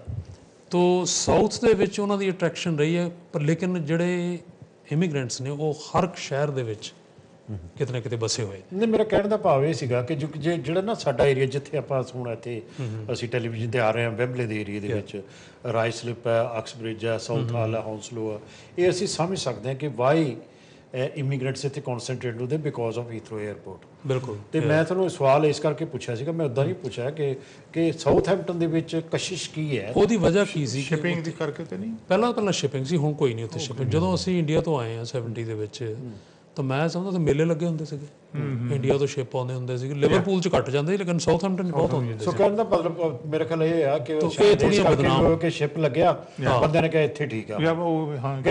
ਕੁਝ ਗਲੀਆਂ ਜਿਹੜੇ ਪ੍ਰੋਗਰਾਮ ਬਣਿਆ ਸਾਊਥ ਹਾਲ ਇਵੇਂ ਵਸਿਆ, ਹੀਥਰੋ ਤੋਂ ਉਤਰੇ ਸਾਊਥ ਹਾਲ ਤੇ ਉੱਥੇ ਕੰਮ ਵੀ ਉੱਥੇ ਹੀ ਮਿਲ ਗਿਆ, ਕਨਵੀਨੀਅੰਟ ਸੀਗਾ। That is very true. ਤੋ ਇਹ ਬਿਲਕੁਲ ਪੋਰਟ ਦੇ ਨੇੜੇ ਆ, ਤੋ ਵਾਕਿੰਗ ਡਿਸਟੈਂਸ ਆ। ਤੋ ਬਾਕੀ ਬਦਨਾਮ ਵੀ ਸੀਗੀ ਜਿਹੜੀ ਆਪਣੀ ਸੜਕ ਜਿੱਥੇ ਆਪਣਾ ਡਵੀ ਰੋਡ ਤੇ ਪ੍ਰੋਗਰਾਮ ਬਣਿਆ ਸਾਰਾ, ਇਹ ਤੋਂ ਅੰਤਰਰਾਸ਼ਟਰੀ ਜਿੱਦਾਂ ਆਪਣੇ ਸਾਰੇ ਵਰਲਡ ਦੇ ਵਿੱਚ ਹੈਗੀਆਂ ਵਾ, ਡਾਕਟਰ ਬੈਨਰਜੀ ਬਾਜ਼ਾਰ ਹੈ ਜਾਂ ਪਿੰਡੀ ਬਾਜ਼ਾਰ, ਸੋ ਇਸ ਤਰ੍ਹਾਂ ਦੀ ਸੀ ਪੋਰਟ ਦੇ ਨੇੜੇ। ਨੈਗੇਟਿਵਿਟੀ ਦੇ ਤੌਰ ਤੇ ਨਹੀਂ ਲੈ, ਲੇਕਿਨ ਉਹ ਸਾਰੇ ਉੱਥੇ ਬੈਠੇ ਬਹੁਤ ਦਾਦਰ ਹੈ ਨਾ। After looking at that programme ਮੈਨੂੰ ਲੱਗਾ ਵੀ ਦੇਖੋ ਇਹ ਬੰਦੇ ਬਾਹਰੋਂ ਆ ਕੇ they are doing well, you know ਆਪਣਾ ਰਹਿ ਰਹੇ, ਮਿਹਨਤ ਕਰ ਰਹੇ ਆ। ਸਖਤ ਮਿਹਨਤ ਜਿਹੜੇ ਨਹੀਂ ਕਰਦੇ ਚਲੋ ਉਹਨਾਂ ਦੇ ਆਪਣੇ ਡਿਫਰੈਂਟ ਰੀਜ਼ਨਸ ਹੋ ਸਕਦੇ ਆ। ਇਹੋ ਜਿਹੀ ਤਾਂ ਸੋਸਾਇਟੀ ਹਰਕਤਾਂ ਹੁੰਦੀ ਹੈ, ਕਿਉਂਕਿ ਜਦੋਂ ਵੈਲਫੇਅਰ ਸਟੇਟ ਹੈ ਤਾਂ ਕੁਝ ਲੋਕ ਇਹਦਾ ਨਜਾਇਜ਼ ਫਾਇਦਾ ਵੀ ਉਠਾਉਣਗੇ। ਨੈਚੁਰਲੀ ਹੈ। ਓਕੇ, ਕਿਉਂਕਿ ਸਾਡੇ ਜਿਹੜੇ ਵਿਊਅਰਸ ਆ ਹੁਣ ਉਹ ਸੋਚਦੇ ਆ ਵੀ ਕਵੀ ਹੈਗੇ ਆ, ਇਹ ਗੱਲਾਂ ਇਹ ਕਰ ਰਹੇ ਆ, ਗੱਲਾਂ ਵੀ ਜ਼ਰੂਰੀ ਹੁੰਦੀਆਂ। ਔਰ ਸਾਡੇ ਜਿਹੜੇ ਵਿਊਅਰ ਆ ਦੇ ਕਰਤਵ ਇਹਨਾਂ ਚੀਜ਼ਾਂ ਚੋਂ ਨਿਕਲਦੀ ਹੈ, they are interested in these kind of things ਜਿਹੜੀਆਂ ਅਸੀਂ ਇਸ ਗੱਲਾਂ ਕਰ ਰਹੇ ਹਾਂ। ਤੇ ਮੈਂ ਚਾਹੁੰਦਾ ਕਿ ਤੁਸੀਂ ਆਪਣੀ ਇੱਕ ਨਜ਼ਮ ਸੁਣਾਓ। ਬਿਲਕੁਲ। ਫਿਰ ਅਸੀਂ ਸੰਤੋਖ ਸੋਹਣਾ ਤੋਂ ਸੁਣਾਂਗੇ। ਤੁਸੀਂ ਬੜਾ ਕੁਛ ਮਤਲਬ ਨਾ ਕੁਦਰਤ ਬਾਰੇ ਵੀ ਲਿਖਿਆ। ਹਾਂ, ਕੁਦਰਤ ਬਾਰੇ ਤੁਸੀਂ ਜਿਹੜੀ ਨਜ਼ਮ ਤੁਹਾਡੇ ਕੋਲ ਹੈਗੀ ਹੈ, ਕੁਦਰਤ ਬਾਰੇ ਤਾਂ ਮੈਂ ਕਿਤਾਬ ਵੀ ਹੈਗੀ ਮੇਰੇ ਕੋਲ। ਜਾਂ ਫਿਰ ਇਹ ਕਰਦੇ ਆਪਾਂ ਇੱਕ ਪਹਿਲਾਂ ਆਪਾਂ ਬ੍ਰੇਕ ਲੈ ਲਈਏ। ਬਿਲਕੁਲ। ਉਸ ਤੋਂ ਬਾਅਦ ਫਿਰ ਤੁਹਾਡੀ ਨਜ਼ਮ ਇਹ ਸੁਣਦੇ ਹਾਂ। ਚਲੋ ਇਸ ਤਰ੍ਹਾਂ ਕਰੋ ਦੋਸਤੋ। ਅੱਜ ਅਸੀਂ MA TV ਸਟੂਡੀਓ ਦੇ ਵਿੱਚ ਸਾਥੀ ਕੇ ਸੰਗ ਪ੍ਰੋਗਰਾਮ ਦੇ ਵਿੱਚ ਦੋ ਸਾਡੇ ਕੋਲ ਸਾਡੇ ਸਟੂਡੀਓ ਦੇ ਵਿੱਚ ਸ਼ਾਇਰ ਬੈਠੇ ਨੇ, ਸੰਤੋਖ ਧਾਲੀਵਾਲ ਤੇ ਵਰਿੰਦਰ ਪਰਿਹਾਰ। ਬਹੁਤ ਵਧੀਆ ਸ਼ਾਇਰ ਨੇ ਇਹ। ਤੁਸੀਂ ਇਹਨਾਂ ਨੂੰ ਸ਼ਾਇਰੀ ਵੀ ਇਹਨਾਂ ਦੀ ਸੁਣਾਂਗੇ, ਇਹਨਾਂ ਦੀਆਂ ਗੱਲਾਂ ਵੀ ਸੁਣਾਂਗੇ, ਕਿਉਂਕਿ ਇਸ ਪ੍ਰੋਗਰਾਮ ਦਾ ਮੰਤਵ ਇਹ ਹੈ ਕਿ ਅਸੀਂ ਜਿਹੜਾ ਸ਼ਾਇਰ ਆ, ਜਿਹੜਾ ਲੇਖਕ ਹੈ, ਇਹਦੀ ਜ਼ਿੰਦਗੀ ਕਿਹੋ ਜਿਹੀ ਆ ਉਹਦਾ ਵੀ ਤੁਹਾਡੇ ਨਾਲ ਅਸੀਂ ਤਾਰਫ ਕਰਾਉਂਦੇ ਹਾਂ। ਥੋੜ੍ਹੀ ਜਿਹੀ ਬ੍ਰੇਕ, ਉਹ ਤੋਂ ਬਾਅਦ ਆਪਾਂ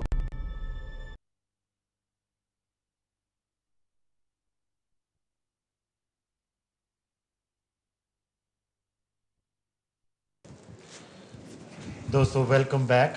ਅੱਜ ਅਸੀਂ ਗੱਲਬਾਤ ਕਰ ਰਹੇ ਹਾਂ ਸੰਤੋਖ ਧਾਲੀਵਾਲ, ਜਿਹੜੇ ਨਾਵਲਿਸਟ ਵੀ ਨੇ, ਸ਼ਾਇਰ ਵੀ ਨੇ, ਕਹਾਣੀਕਾਰ ਵੀ ਨੇ, ਔਰ ਵਰਿੰਦਰ ਪਰਿਹਾਰ ਦੇ ਨਾਲ, ਜਿਹੜੇ ਬਹੁਤ ਸੋਹਣੀ ਕਵਿਤਾ ਲਿਖਦੇ ਨੇ, ਉਂਝ ਵੀ ਲਿਖਦੇ ਰਹਿੰਦੇ ਨੇ, ਆਰਟੀਕਲ ਵੀ ਲਿਖਦੇ ਨੇ, ਤਾਂ ਇਸ ਦੇ ਨਾਲ ਨਾਲ ਅੰਗਰੇਜ਼ੀ ਔਰ ਪੰਜਾਬੀ ਵਿੱਚ ਇਹ ਲਿਖਦੇ ਨੇ। ਇਹਨਾਂ ਕੋਲੋਂ ਆਪਾਂ ਵਰਿੰਦਰ ਜੀ ਤੁਹਾਡੇ ਕੋਲੋਂ ਆਪਾਂ ਨਜ਼ਮ ਸੁਣਨ ਲੱਗੇ ਸੀ, ਸੌਰੀ ਬ੍ਰੇਕ ਆ ਗਈ ਤੇ ਤੁਹਾਨੂੰ ਸਟਾਪ ਕਰਨਾ ਪਿਆ, ਤੇ ਆਪਣੀ ਤੁਸੀਂ ਨਜ਼ਮ। ਬਿਲਕੁਲ।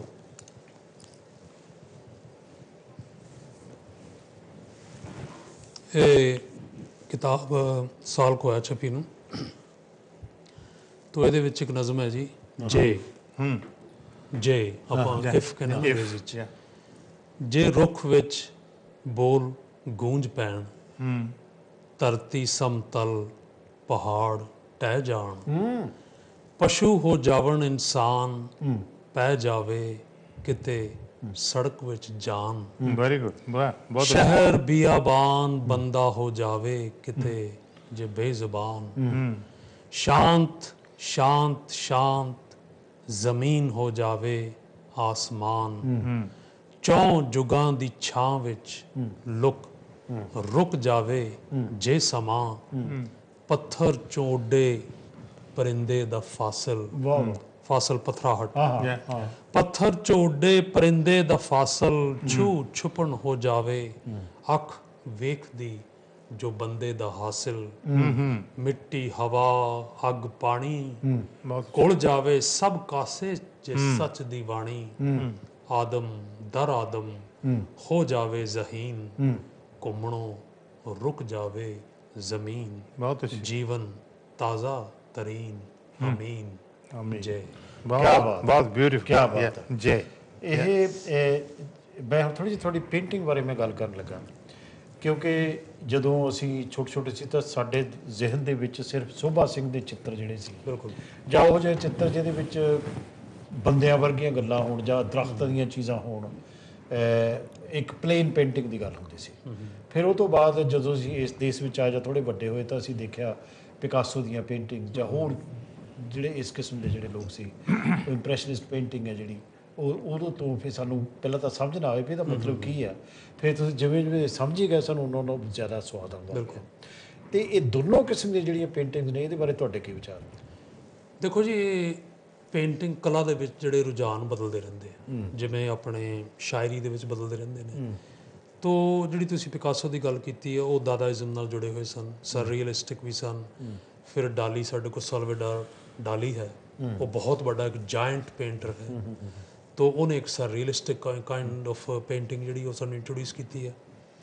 ਤੋ ਉਹ ਮੈਂ ਸਾਰਿਆਂ ਦੀ ਜਦੋਂ ਤੁਸੀਂ ਇੱਕ ਸਟੱਡੀ ਕਰਦੇ ਹੋ ਜਾਂ ਉਹਨਾਂ ਦੇ ਚਿੱਤਰ ਦੇਖਦੇ ਹੋ ਮੈਂ ਘੁੰਮਦਾ ਰਿਹਾ ਸਾਰੇ ਦੇਸ਼ਾਂ ਦੇ ਵਿੱਚ ਉਹਨਾਂ ਦੇ ਲਾਈਵ ਤਸਵੀਰਾਂ ਦੇਖਦਾ ਰਿਹਾ ਔਰ ਉਹ ਹੌਲੀ ਹੌਲੀ ਤੁਹਾਡੇ ਅੰਦਰ ਉਹ ਚੀਜ਼ਾਂ ਜਜ਼ਬ ਹੋਣੀਆਂ ਸ਼ੁਰੂ ਹੋ ਜਾਂਦੀਆਂ ਤੋ ਤੁਹਾਡਾ ਇੱਕ ਆਪਣਾ ਸਟਾਈਲ ਜਿਹੜਾ ਬਣ ਕੇ ਵਿੱਚੋਂ ਨਿਕਲਦਾ ਬਿਲਕੁਲ ਤੋ ਮੈਨੂੰ ਜਿਹੜਾ ਸਭ ਤੋਂ ਵਧੀਆ ਆਪਣਾ ਸਮਝ ਲਓ ਕਿ ਮੈਨੂੰ ਲੱਗਾ ਕਿ ਮੈਂ ਇਹਦੇ ਵਿੱਚ ਆਪਣੀ ਗੱਲ ਜ਼ਿਆਦਾ ਕਹਿ ਸਕਦਾ ਉਹ ਸੀ ਜਿਹੜਾ ਤੁਸੀਂ ਪਹਿਲਾਂ ਦੱਸਿਆ ਕਿ ਐਬਸਟਰੈਕਟ ਐਕਸਪ੍ਰੈਸ਼ਨਿਸਟਿਕ ਜਿਹੜੇ ਭਾਵਵਾਦੀ ਚਿੱਤਰ ਨੇ ਤਾਂ ਉਹ ਹੁੰਦਾ ਕੀ ਹੈ ਕਿ ਜੇ ਤੁਸੀਂ ਦਰਖਤ ਵਾ ਉਹ ਕੈਮਰੇ ਦੇ ਦਰਖਤ ਵਾਲਾ ਨਹੀਂ ਹੋਏਗਾ ਉਹ ਲੱਗੇਗਾ ਦਰਖਤ ਲੇਕਿਨ it will be little bit real than the reality itself ਤੋ ਉਹ ਥੋੜਾ ਜਿਹਾ ਤੁਹਾਨੂੰ ਭਾਵ ਦੇਗਾ ਕਿ ਇਹ ਦਰਖਤ ਵਰਗੀ ਕੋਈ ਚੀਜ਼ ਹੈ ਤੋ ਉੱਥੇ ਕੀ ਹੁੰਦਾ ਕਿ ਦੇਖਣ ਵਾਲੇ ਜਿਹੜੇ ਨੇ ਵਿਊਅਰਸ ਨੇ ਆਡੀਅੰਸਿਸ ਨੇ ਉਹਨਾਂ ਨੂੰ ਦਰਸ਼ਕਾਂ ਨੂੰ ਉਹ ਥੋੜਾ ਜਿਹਾ ਤਰੱਦਦ ਕਰਨਾ ਪੈਂਦਾ ਜੇ ਦਰਖਤ ਦੀ ਤਸਵੀਰ ਬਣਾਉਂਦਾ ਕੋਈ ਦੇਖ ਕੇ ਲੰਘ ਜਾਣਗੇ ਉਸ ਤਸਵੀਰ ਦੇ ਕੋ ਉਹਨਾਂ ਨੂੰ ਬਦੋ ਬਦੀ ਉਹ ਤਸਵੀਰ ਉਹਨਾਂ ਨੂੰ ਰੀੜ ਦੀ ਹੱਡੀ ਤੋਂ ਫੜ ਕੇ ਰੋਕੇਗੀ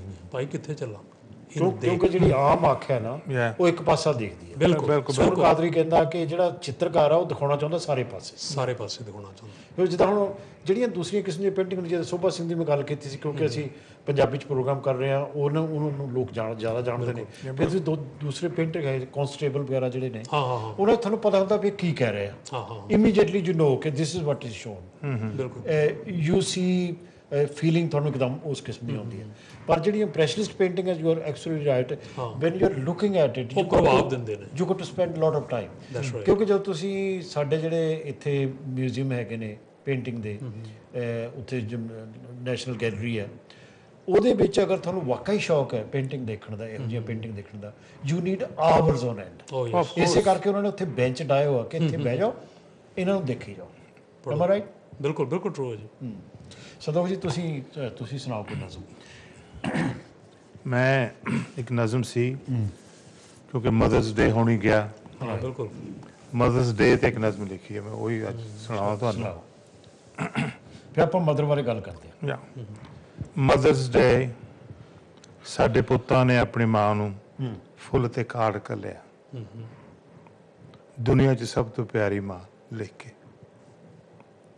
ਫੁੱਲ ਮੈਂ ਵੀ ਖਰੀਦ ਲਿਆਂਦੇ ਮਦਰਸ ਡੇ ਵਾਲੇ ਦਿਨ ਕਿ ਮੈਂ ਵੀ ਮਾਂ ਦੀ ਤਸਵੀਰ ਦੇ ਪੈਰਾਂ 'ਚ ਰੱਖ ਕੇ ਦੁਨੀਆ ਤੋਂ ਸਭ ਤੋਂ ਪਿਆਰੀ ਮਾਂ ਕਹਾਂਗਾ ਪਰ ਮੇਰੀ ਮਾਂ ਤਾਂ ਚਿਰ ਹੋਇਆ ਤੁਰ ਗਈ ਸੀ ਮੈਂ ਉਦਾਸੇ ਜਿਹੇ ਨੇ ਪੁੱਤਾਂ ਦੇ ਗੁਲਦਸਤਿਆਂ ਦੇ ਕੋਲ ਹੀ ਟਿਕਾ ਦਿੱਤੇ ਆਪਣੇ ਲਿਆਂਦੇ ਹੋਏ ਫੁੱਲ ਵੀ ਇਹ ਕਿਹਦੇ ਲਈ ਹੈਰਾਨੀ 'ਚ ਪੁੱਛਿਆ ਮੇਰੇ ਪੁੱਤਾਂ ਦੀ ਮਾਂ ਨੇ ਮੈਂ ਖਾਮੋਸ਼ਿਆ ਗਿਆ ਤੇਰੇ ਲਈ ਮੈਂ ਮਸਾਂ ਕਿਹਾ ਉਹ ਚੁੱਪ ਹੋ ਗਈ ਮੈਂ ਕਹਿਣਾ ਚਾਹੁੰਦਾ ਸਾਂ ਕਿ ਮੇਰੀ ਮਹਿਬੂਬ ਤੇ ਮੇਰੇ ਬੱਚਿਆਂ ਦੀ ਮਾਂ ਤਾਂ ਬਣੀ ਹੈ, ਮੇਰੀ ਮਾਂ ਵੀ ਬਣ ਜਾ। ਬਹੁਤ ਉਸਨੇ ਮੈਨੂੰ ਸੁਨੀਆਂ ਇਹ ਨਜ਼ਰਾਂ ਨਾਲ ਵੇਖਿਆ।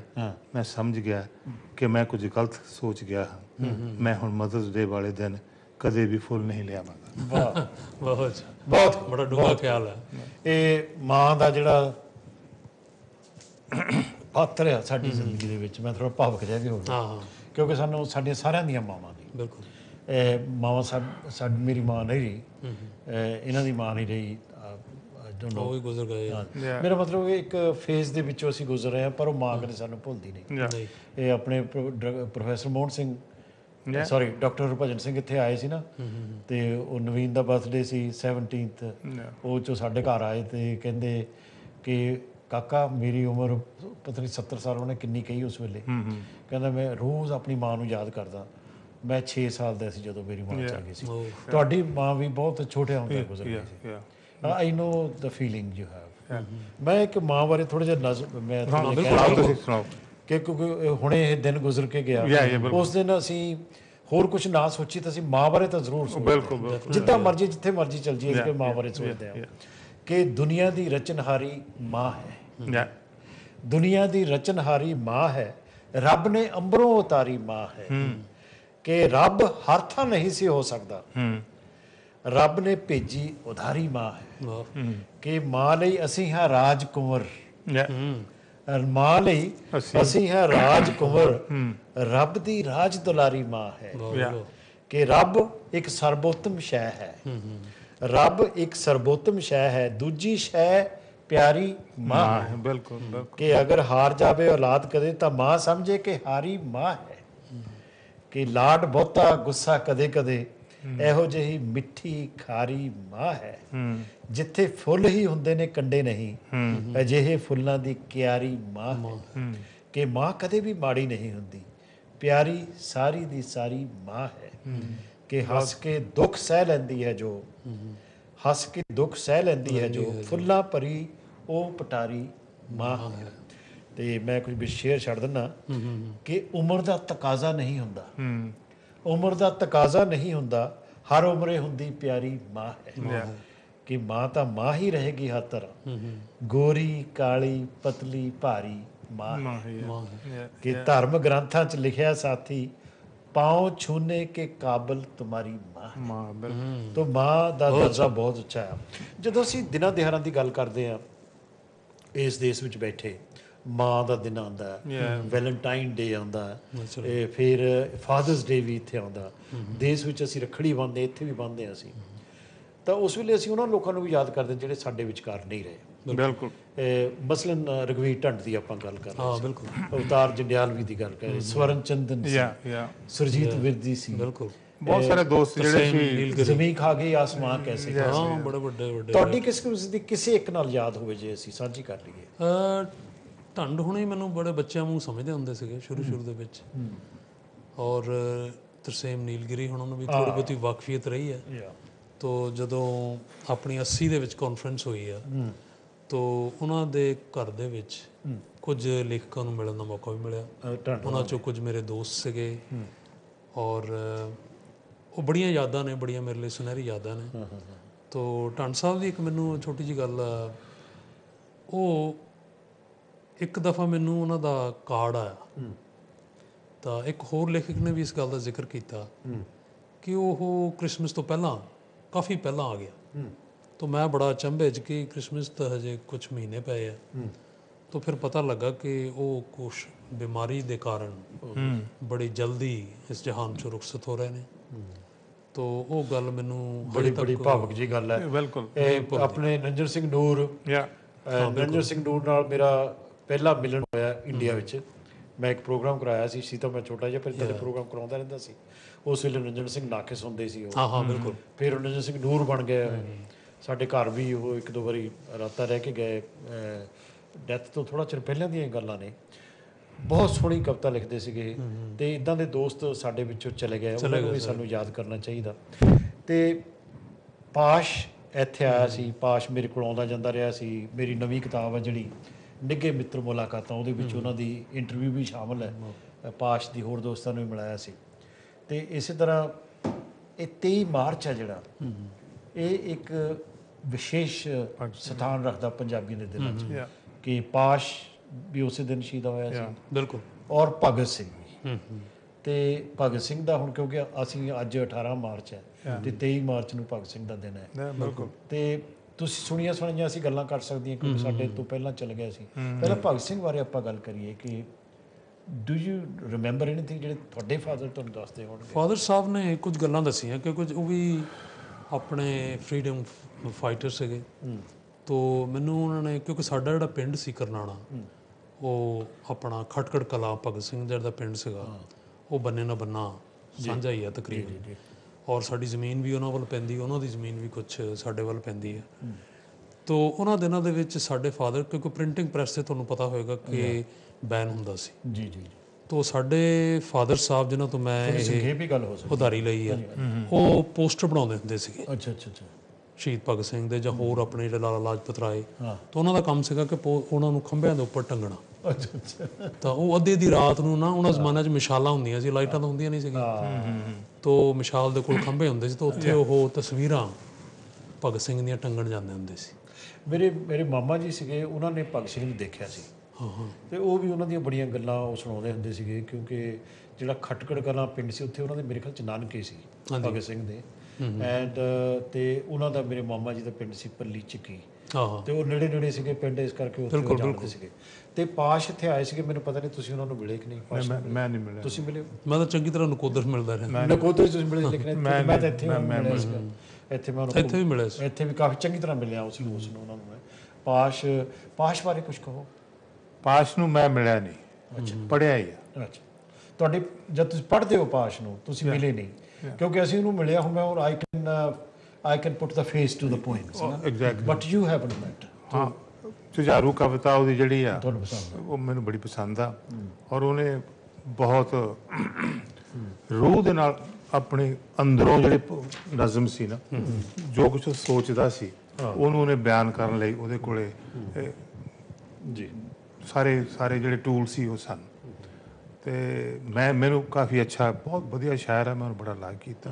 ਤੁਸੀਂ ਵੀ ਪਾਸ਼ ਤੇ ਕੁਝ ਇੱਕ ਨਜ਼ਮ ਲਿਖੀ ਆ? ਹਾਂ, ਮੈਂ ਪਾਸ਼ ਤੇ ਚਾਰ ਪੰਜ ਸ਼ੇਰ ਮੈਂ ਪਹਿਲਾਂ ਸੁਣਾ ਦੇਣਾ ਕਿ ਕਿਰਤੀ ਲੋਕਾਂ ਦਾ ਜੋ ਪੱਕਾ ਸੀ ਯਾਰ, ਉਹ ਪਾਸ਼ ਹੁੰਦਾ ਸੀ। ਕਿ ਯਾਰਾਂ ਲਈ ਫੁੱਲ, ਦੁਸ਼ਮਣ ਲਈ ਖਾਰ, ਉਹ ਪਾਸ਼ ਹੁੰਦਾ ਸੀ। ਕਿ ਜਦੋਂ ਗਰਮ ਖੂਨ ਦੀਆਂ ਗੱਲਾਂ ਚੱਲਦੀਆਂ ਸਨ ਕਦੇ, ਜੋ ਹਰ ਅਖਬਾਰ ਦਾ ਸੀ ਸ਼ਿੰਗਾਰ, ਉਹ ਪਾਸ਼ ਹੁੰਦਾ ਸੀ। ਜਿਸ ਦਾ ਹਰ ਜ਼ਬਾਨ ਤੇ ਹੁੰਦਾ ਸੀ ਜ਼ਿਕਰੇ ਖੈਰ, ਉਹ ਬੰਦਾ ਨਹੀਂ ਸੀ ਆਮ ਯਾਰ, ਪਾਸ਼ ਹੁੰਦਾ ਸੀ। ਕਿ ਜਦੋਂ ਭੁੱਖ ਦੇ ਦੁੱਖੋਂ ਮਰ ਜਾਂਦਾ ਸੀ ਕੋਈ ਇਨਸਾਨ, ਜੋ ਹੁੰਦਾ ਸੀ ਗਮ ਗੁਸਾਰ, ਉਹ ਪਾਸ਼ ਹੁੰਦਾ ਸੀ। ਆਪਣੇ ਹੱਕਾਂ ਦੀ ਰਾਖੀ ਲਈ ਚੁੱਕ ਲਓ ਹਥਿਆਰ, ਜਿਹੜਾ ਮਾਰਦਾ ਸੀ ਇਹ ਲਲਕਾਰ, ਉਹ ਪਾਸ਼ ਹੁੰਦਾ ਸੀ। ਉਹ ਲਾਲੋ ਦਾ ਆੜੀ ਤੇ ਸੀ ਕਮੀਆਂ ਦਾ ਹਮਦਮ, ਭਾਗੋ ਲਈ ਸੀ ਇੱਕ ਵੰਗਾਰ, ਉਹ ਪਾਸ਼ ਹੁੰਦਾ ਸੀ। ਉਹ ਉੜਦਿਆਂ ਬਾਜਾਂ ਮਗਰ ਗਿਆ ਤੇ ਪਰਤਿਆ ਨਾ, ਉਹ ਉੜਦਿਆਂ ਬਾਜਾਂ ਮਗਰ ਗਿਆ ਤੇ ਪਰਤਿਆ ਨਾ, ਦਮੇਲਾਂ ਤੋਂ ਵੀ ਗਿਆ ਜੋ ਪਾਰ, ਉਹ ਪਾਸ਼ ਹੁੰਦਾ ਸੀ। ਮੈਂ ਲੰਬੀ ਕਵਿਤਾ ਇਸ ਕਰਕੇ ਮੈਂ ਆਖਰੀ ਕਹਿਣਾ ਕਿ ਅਸੀਂ, ਉਹ ਇੱਕ ਪੁਰਖ ਮਰਿਆ ਸੀ, ਮਰਿਆ ਨਾ ਸੀ ਖਿਆਲ, ਜਿਹਨੂੰ ਗੋਲੀ ਵੀ ਨਾ ਸਕੀ ਹੈ ਮਾਰ, ਉਹ ਪਾਸ਼ ਹੁੰਦਾ ਸੀ। ਤੋਂ ਲੱਗਦਾ ਹੈ ਅਸੀਂ ਖਾਮੋਸ਼ ਨਹੀਂ ਰਹਿਣਾ, ਅਸੀਂ ਲੜਾਂਗੇ ਸਾਥੀ, ਇਹ ਉਹਦੀ ਕਵਿਤਾ ਸੀ। ਅਸੀਂ ਖਾਮੋਸ਼ ਨਹੀਂ ਰਹਿਣਾ, ਅਸੀਂ ਲੜਾਂਗੇ ਸਾਥੀ, ਜੋ ਵੈਰੀ ਨਾਲ ਹੋਇਆ ਦੋ ਚਾਰ, ਉਹ ਪਾਸ਼ ਹੁੰਦਾ ਸੀ। ਬਿਲਕੁਲ। ਤੇ ਤੁਹਾਡੀ ਨਜ਼ਮ ਹੋ ਜਾਓ, ਦੇਖੋ। ਹਾਂਜੀ ਹਾਂਜੀ, ਤੁਸੀਂ ਵੀ ਕਰ ਲਓ ਜੀ ਆਪਣੀ। ਲੱਗ ਜਾਂਦੀ ਹੈ ਤੇ ਸੰਤੋਖ, ਤੁਸੀਂ ਆਪਾਂ ਜ਼ਬਾਨ ਦੀ ਵੀ ਗੱਲ ਕਰਦੇ ਹਾਂ, ਭਾਸ਼ਾ ਦੀ ਵੀ ਗੱਲ ਕਰਦੇ ਹਾਂ, ਤੇ ਸਾਡੇ ਜਿਹੜੇ ਬੱਚੇ ਆ ਗਾਹਾਂ, ਮੈਨੂੰ ਤਾਂ ਬਹੁਤ ਉਲਾਂਭੇ ਆਉਂਦੇ ਨੇ ਕਿ ਆਪਣੇ ਬੱਚਿਆਂ ਨੂੰ ਪੰਜਾਬੀ ਜਿਹੜੀ ਮੇਰੀ ਹੈ ਨਾ, ਉਹਦੇ ਵਿੱਚ ਭਾਸ਼ਾ ਦੀ ਗੱਲ ਵੀ ਆਉਂਦੀ ਹੈ। ਅੱਛਾ ਅੱਛਾ, ਠੀਕ ਹੈ। ਵਰਿੰਦਰ, ਤੁਹਾਨੂੰ ਮੋਸਟਲੀ ਭਾਸ਼ਾ ਦੀ ਗੱਲ ਹੀ ਹੈ, ਕਰ ਲਓ। ਪਿੱਛੇ ਜੇ ਤੁਹਾਨੂੰ ਪਤਾ ਕਿ ਮੰਗਲ ਸਿਤਾਰੇ ਉੱਤੇ ਜਾਣ ਦੀਆਂ ਤਰਕੀਬਾਂ ਸਾਰੇ ਮੁਲਕ, ਤੋ ਸ਼ਾਇਰ ਕਿੱਦਾਂ ਉੱਥੇ ਪਹੁੰਚਦਾ ਵਾ। ਅੱਛਾ। ਮੰਗਲ ਤੇ ਜਾਣ ਲੱਗਿਆ, ਰਾਹਾਂ ਤਾਂ ਉਜੜ ਹੋਣਗੀਆਂ, ਰਾਹਾਂ ਤੋਂ ਉਜੜ ਹੋਣਗੀਆਂ, ਰੋਸ਼ਨੀ ਹੋਵੇਗੀ ਸੁਰਮਈ ਸਦੀਵੀ ਹੋ ਇਹੀ ਆਪਾ ਤਾਪੀ ਮੈਂ ਨਾ ਤੇਰਾ ਨਾ ਹੋਵੇਗਾ ਤੂੰ ਮੇਰੇ ਲਈ ਦੇ ਪਹਿਲਾਂ ਡੋਲੂਗੀ ਥੋੜਾ ਦੇ ਪਹਿਲਾਂ ਡੋਲੂਗੀ ਥੋੜਾ ਜੀਵ ਰਹੇਗੀ ਰਹੂਗਾ ਹੱਥ ਨਾਲ ਅੰਗੂਠਾ ਬਨਸਪਤ ਜੀਵ ਖਣਜ ਹਵਾ ਵਾਹ ਧੂਲ ਕਿਣ ਕੇ ਪੱਥਰ ਪਰਬਤ ਹਰ ਜ਼ੁਲਮ ਦੇ ਰਹੇ ਜੋ ਚਸ਼ਮਦੀਦ ਗਵਾ ਵਾਹ ਨਾ ਜਾਣਦੇ ਹੋਣਗੇ ਯੁੱਧ ਨਾ ਲੜਾਈ ਕੋਈ ਰਤਾ ਇਧਰ ਇਧਰ ਲੱਭੀ ਜਾਂਦੇ ਹਾਲੀ ਸਿਕੰਦਰ ਦੇ ਸ਼ਸਤਰ ਐਜ਼ਟਕ ਵਾਈਕਿੰਗ ਕੋਲੰਬਸ ਵਾਸਕੋਡੇ ਦੇ ਵਸਤਰ ਸੋਨ ਕਾਲ ਗੁਫਾ ਕਾਲ ਗੁਪਤ ਕਾਲ ਸੋਨ ਕਾਲ ਗੁਫਾ ਕਾਲ ਗੁਪਤ ਕਾਲ ਤਾਰੀਖ ਚੋਂ ਡਿੱਗ ਗਏ ਕਿਸੇ ਲੁਪਤ ਕਾਲ ਦੇ ਜ਼ਰਾ ਬਖਤਰ ਬਿਊਟੀਫੁਲ ਯਾ ਪਰ ਮੈਨੂੰ ਪਤਾ ਮੈਨੂੰ ਉੱਥੇ ਸਿਰਫ ਅੰਨ ਹੋ ਪਾਣੀ ਹੋ ਆਨੰਦ ਹੋ ਵੈਰੀ ਗੁੱਡ ਬਹੁਤ ਮੰਗਲ ਕੀ ਤੇ ਬਾਤ ਜਾਣ ਹੈ ਕੀ ਬਾਤ ਹੈ ਇਹ ਜਦੋਂ ਭਾਸ਼ਾ ਦੀ ਅਸੀਂ ਗੱਲ ਕਰਨ ਲੱਗੇ ਆ ਬਹੁਤ ਸੋਹਣੀ ਨਜ਼ਮ ਸੰਤੋਖ ਦੀ ਮੈਂ ਸੁਣੀ ਹੋਈ ਹੈ ਔਰ ਆਪਾਂ ਸੁਣਦੇ ਆ ਇੱਕ ਹੁਣ ਬ੍ਰੇਕ ਆ ਰਹੀ ਹੈ ਯਾ ਬ੍ਰੇਕ ਤੋਂ ਬਾਅਦ ਆਪਾਂ ਫੇਰ ਮਿਲਦੇ ਹਾਂ ਤੁਹਾਡੀ ਇਹ ਕਵਿਤਾ ਸਟ੍ਰੀਟ ਵੀ ਆਪਾਂ ਸੁਣਾਂਗੇ ਔਰ ਭਾਸ਼ਾ ਦੇ ਬਾਰੇ ਦੇ ਵਿੱਚ ਆਪਾਂ ਗੱਲ ਕਰਾਂਗੇ ਤੇ ਦੋਸਤੋ ਇੱਕ ਛੋਟੀ ਜਿਹੀ ਬ੍ਰੇਕ ਆਪਾਂ ਲੈਂਦੇ ਹਾਂ ਤੇ ਸਾਡੇ ਕੋਲ ਦੋ ਸ਼ਾਇਰ ਨੇ ਉਹਨਾਂ ਨਾਲ ਗੱਲਬਾਤ ਹੋ ਰਹੀ ਹੈ I will see you back ਇਨ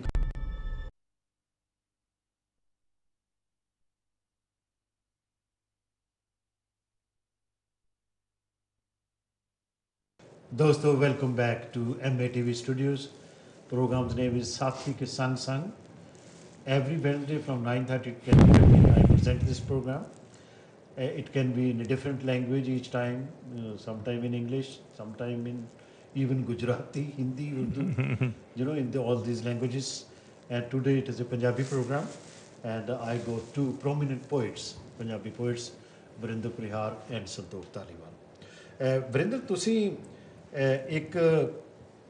ਇੱਕ ਤੁਸੀਂ ਕੰਮ ਕਰਨਾ ਚਾਹੁੰਦੇ ਹੋ ਉਹਦਾ ਨਾਮ ਹੈਗਾ ਸੰਕਟਗ੍ਰਸਤ ਭਾਸ਼ਾਵਾਂ ਅਤੇ ਸੱਭਿਆਚਾਰਾਂ ਲਈ ਸਥਾਪਿਤ ਯੂਨੈਸਕੋ ਐਫੀਲੀਏਸ਼ਨ ਈਯੂ ਦੇ ਅਦਾਰੇ ਜਿਹੜੇ ਹੈਗੇ ਨੇ ਉਹਨਾਂ ਦੇ ਨਾਲ ਇਹ ਸੰਬੰਧਿਤ ਚੀਜ਼ ਹੈ ਇਹ ਲਫ਼ਜ਼ ਜਿਹੜਾ ਹੈਗਾ ਸੰਕਟਗ੍ਰਸਤ ਭਾਸ਼ਾਵਾਂ ਮਤਲਬ ਜਿਹੜੀ ਮੁਸ਼ਕਲ ਚ ਆਈਆਂ ਹੋਈਆਂ ਲੈਂਗੁਏਜਸ ਆ ਇਹਦੇ ਬਾਰੇ ਇੱਕ ਪ੍ਰੋਜੈਕਟ ਤੁਸੀਂ ਕਰਨਾ ਚਾਹੁੰਦੇ ਹੋ ਇਹਦੇ ਬਾਰੇ ਕੁਝ ਦੱਸੋ ਬਿਲਕੁਲ ਇਹ ਤਾਂ ਵੱਡੀ ਟਰਮੀਨੋਲੋਜੀ ਤੁਸੀਂ ਕਹੀ ਹੈ ਲੇਕਿਨ ਆਪਾਂ ਪੰਜਾਬੀ ਤੇ ਫੋਕਸ ਕਰ ਰਹੇ ਹਾਂ ਕਿਉਂਕਿ ਸਾਡੀ ਭਾਸ਼ਾ ਇਸ ਵਕਤ ਜਿਹੜੀ ਆ ਮਾਂ ਬੋਲੀ ਸੰਕਟਗ੍ਰਸਤ ਹੈ ਸੱਭਿਆਚਾਰ ਦੇ ਨਾਲ ਨਾਲ ਲੇਕਿਨ ਸੱਭਿਆਚਾਰ ਜਿਹੜਾ ਸ਼ਬਦ ਹੈ ਇਹ ਗਲੋਬਲ ਬਣ ਚੁੱਕਾ ਕਿਉਂਕਿ ਹਰ ਇੱਕ ਮੁਲਕ ਦਾ ਸੱਭਿਆਚਾਰ ਇਸ ਵੇਲੇ ਖਤਰੇ 'ਚ ਉੱਥੇ ਜੀਨ ਔਰ ਬਰਗਰ ਨੇ ਹਮਲੇ ਕੀਤੇ ਹੋਏ ਨੇ ਤੋ ਅਸੀਂ ਭਾਸ਼ਾ ਤੇ ਕੇਂਦਰਿਤ ਕਰਾਂਗੇ ਇਹ ਗੱਲ ਹੈ 2006 ਦੀ ਮੈਂ ਬਹੁਤ ਮੁਖਤਸਰ ਗੱਲ ਕਰਾਂਗਾ ਆਪਣਾ ਗੈਸਟ ਆਫ ਆਨਰ ਸੀ ਇੰਡੀਆ ਜਰਮਨੀ ਦੇ ਵਿੱਚ ਫਰੈਂਕਫਰਟ ਦੇ ਵਿੱਚ ਔਰ ਅਲੱਗ-ਅਲੱਗ ਮਿਊਨਿਖ ਔਰ ਕਲੋਨ ਸ਼ਹਿਰਾਂ ਦੇ ਵਿੱਚ ਆਪਣੇ ਜਿਹੜੇ ਸਕਾਲਰ ਸਨ ਇੱਧਰ ਉੱਧਰੋਂ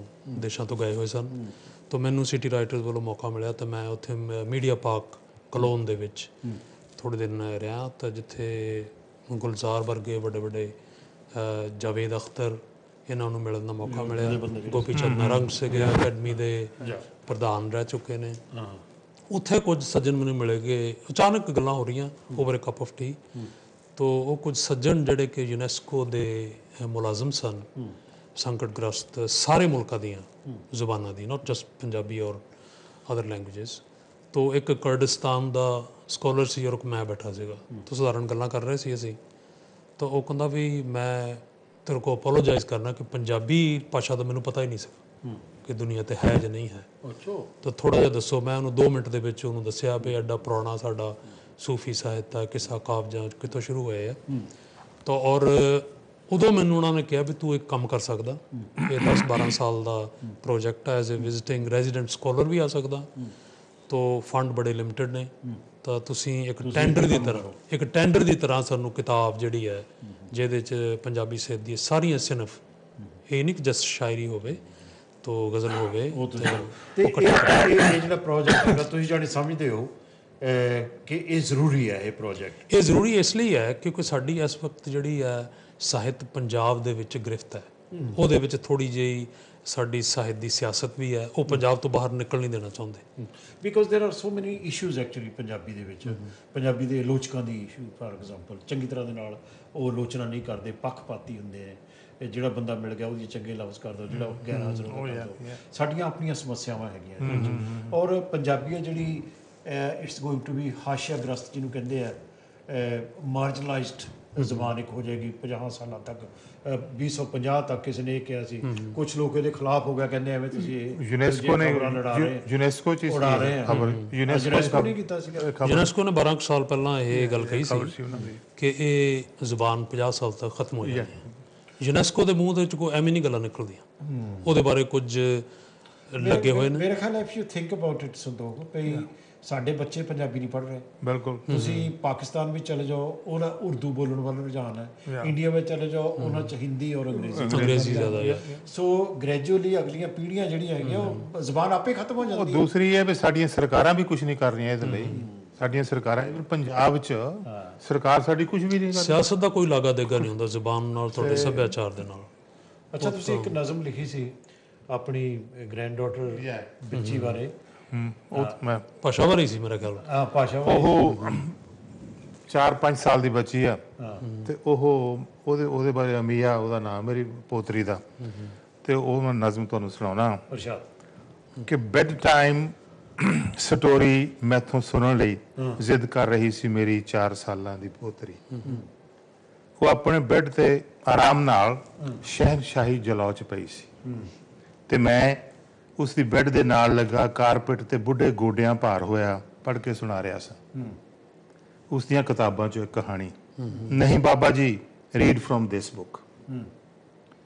ਬਾਬਾ ਜੀ ਤੇ ਬੀਬੀ ਜੀ ਮੇਰੇ ਪੁੱਤ ਨੇ ਉਸ ਨੂੰ ਸਿਖਾ ਦਿੱਤਾ ਸੀ। ਮੇਰੀ ਕਿਤਾਬ ਤੇ ਛਵੀ ਮੇਰੀ ਫੋਟੋ ਗੌਰ ਨਾਲ ਨਿਹਾਰਦੀ ਨੇ ਮੇਰੀ ਕਿਤਾਬ ਮੈਨੂੰ ਫੜਾ ਕੇ ਹੁਕਮ ਦਾ ਗਿਆ, ਜਿਹੜੀ ਉਹ ਜ਼ਿੱਦ ਕਰਕੇ ਚੁੱਕ ਲਿਆਈ ਸੀ ਆਪਣੇ ਡੈਡੀ ਦੀ ਸਟੱਡੀ 'ਚੋਂ। ਮੈਂ ਕੌਣ ਸੀ ਕਿ ਨਾ ਨੁਕਰ ਕਰਦਾ, ਨਹੀਂ ਤੇ ਛਿੜ ਪੈਣੀ ਸੀ ਉਸ ਦੇ ਸੌਣ ਕਮਰੇ 'ਚ ਹੀ ਪਾਣੀਪਤ ਦੀ ਚੌਥੀ ਲੜਾਈ। ਮੈਂ ਉਸ ਨੂੰ ਗੌਰ ਨਾਲ ਵੇਖਿਆ, ਖਾਮੋਸ਼ੀ 'ਚ ਹਾਲਤਾਂ ਦਾ ਜਾਇਜ਼ਾ ਲਿਆ ਤੇ ਐਵੇਂ ਵਰਕੇ ਫਰੋਲਣ ਲੱਗਾ। ਤਿਆਰੀ ਕਰ ਰਿਹਾ ਸਾਂ ਆਪਣੇ ਆਪ ਨੂੰ ਕੁਝ ਪੜ੍ਹ ਕੇ ਸੁਣਾਉਣ ਲਈ ਆਪਣੇ ਨਵੇਂ ਛਪੇ ਨਾਵਲ ਸਰਗੀ 'ਚੋਂ, ਤੇ ਸੋਚ ਰਿਹਾ ਸਾਂ ਕਿ ਇਸ ਨੂੰ ਤਾਂ ਹਾਲੇ ਅੰਗਰੇਜ਼ੀ ਵੀ ਪੂਰੀ ਨਹੀਂ ਸਮਝਦੀ, ਪੰਜਾਬੀ 'ਚ ਕੀ ਪੜ੍ਹ ਕੇ ਸੁਣਾਵਾਂ। ਮੇਰੇ ਹੱਥੋਂ ਕਿਤਾਬ ਖੋ ਉਹ ਆਪ ਵਰ ਕੇ ਫਰੋਲਣ ਲੱਗੀ ਤੇ ਨਾਲ ਹੀ ਕੁਝ ਕਹੀ ਵੀ ਜਾ ਰਹੀ ਸੀ, ਜਿਵੇਂ ਉਹ ਸੱਚੀ ਹੀ ਪੜ੍ਹ ਰਹੀ ਹੁੰਦੀ ਹੈ। ਸ਼ਾਇਦ ਜਿਸ ਦਾ ਸ਼ਾਇਦ ਨਾ ਉਸ ਨੂੰ ਪਤਾ ਸੀ ਕਿ ਕੀ ਕਹਿ ਰਹੀ ਹੈ ਤੇ ਨਾ ਹੀ ਮੇਰੇ ਕੁਝ ਪਿੜ ਪੱਲੇ ਪੈ ਰਿਹਾ ਸੀ। What are you reading, Amia darling? ਮੈਂ ਲਾਡ ਜਿਹੇ 'ਚ ਪੁੱਛਿਆ। ਸ਼ਸ਼ ਬਾਬਾ ਜੀ। ਉਸਨੇ ਮੈਨੂੰ ਚੁੱਪ ਕਰਾਉਣ ਲਈ ਆਪਣੇ ਬੁੱਲ੍ਹਾਂ ਤੇ ਉਂਗਲੀ ਰੱਖ ਝਿੜਕ ਮਾਰੀ। ਉਹ ਜਿਵੇਂ ਡੂੰਘੇ ਵਿਚਾਰਾਂ 'ਚ ਹੁੰਦੀ ਹੈ, ਆਪਣੀਆਂ ਨਿੱਕੀਆਂ ਨਿੱਕੀਆਂ ਉਂਗਲਾਂ ਦੇ ਪੋਟਿਆਂ ਨਾਲ ਛੋਹ ਰਹੀ ਸੀ, ਜਿਵੇਂ ਪਲੋਸ ਰਹੀ ਹੁੰਦੀ ਹੈ ਪੰਜਾਬੀ 'ਚ ਛਪੇ ਅੱਖਰਾਂ ਨੂੰ। ਅੱਖਰ ਜਿਹੜੇ ਸ਼ਾਇਦ ਉਸਨੇ ਪਹਿਲੀ ਵਾਰੀ ਵੇਖੇ ਸਨ। ਮੈਨੂੰ ਲੱਗਾ ਜਿਵੇਂ ਉਹ ਮੈਨੂੰ ਹੀ ਪਲੋਸ ਰਹੀ ਹੈ, ਮੇਰੇ ਲਿਖੇ ਅੱਖਰਾਂ 'ਚੋਂ ਕੋਈ ਆਪਣਤ ਭਾਲ ਰਹੀ ਹੈ, ਮੇਰੇ ਤੇ ਆਪਣੇ ਰਿਸ਼ਤੇ ਦੀ ਸਿਆਣ ਕੱਢ ਰਹੀ ਹੈ, ਮੈਨੂੰ ਸਮਝਣ ਦੀ ਕੋਸ਼ਿਸ਼ ਕਰ ਰਹੀ ਹੁੰਦੀ ਹੈ। ਮੈਂ ਕੁਝ ਚਿਰ ਆਪਣੇ ਹੀ ਬਹਿਣਾ 'ਚ ਵਿਚਰਦਿਆਂ ਉਸ ਨੂੰ ਹੈਰਾਨ, ਗੰਭੀਰ ਤੇ ਸੁੰਨੀਆਂ ਨਜ਼ਰਾਂ ਨਾਲ ਵੇਖਿਆ, ਐਨ ਉਸੇ ਤਰ੍ਹਾਂ ਜਿਵੇਂ ਮੈਂ 7 ਸਾਲਾਂ ਦੇ ਨੇ ਆਪਣੀ ਮਾਂ ਨੂੰ ਭੁੰਜੇ ਲੱਥੀ ਨੂੰ ਵੇਖਿਆ ਸੀ।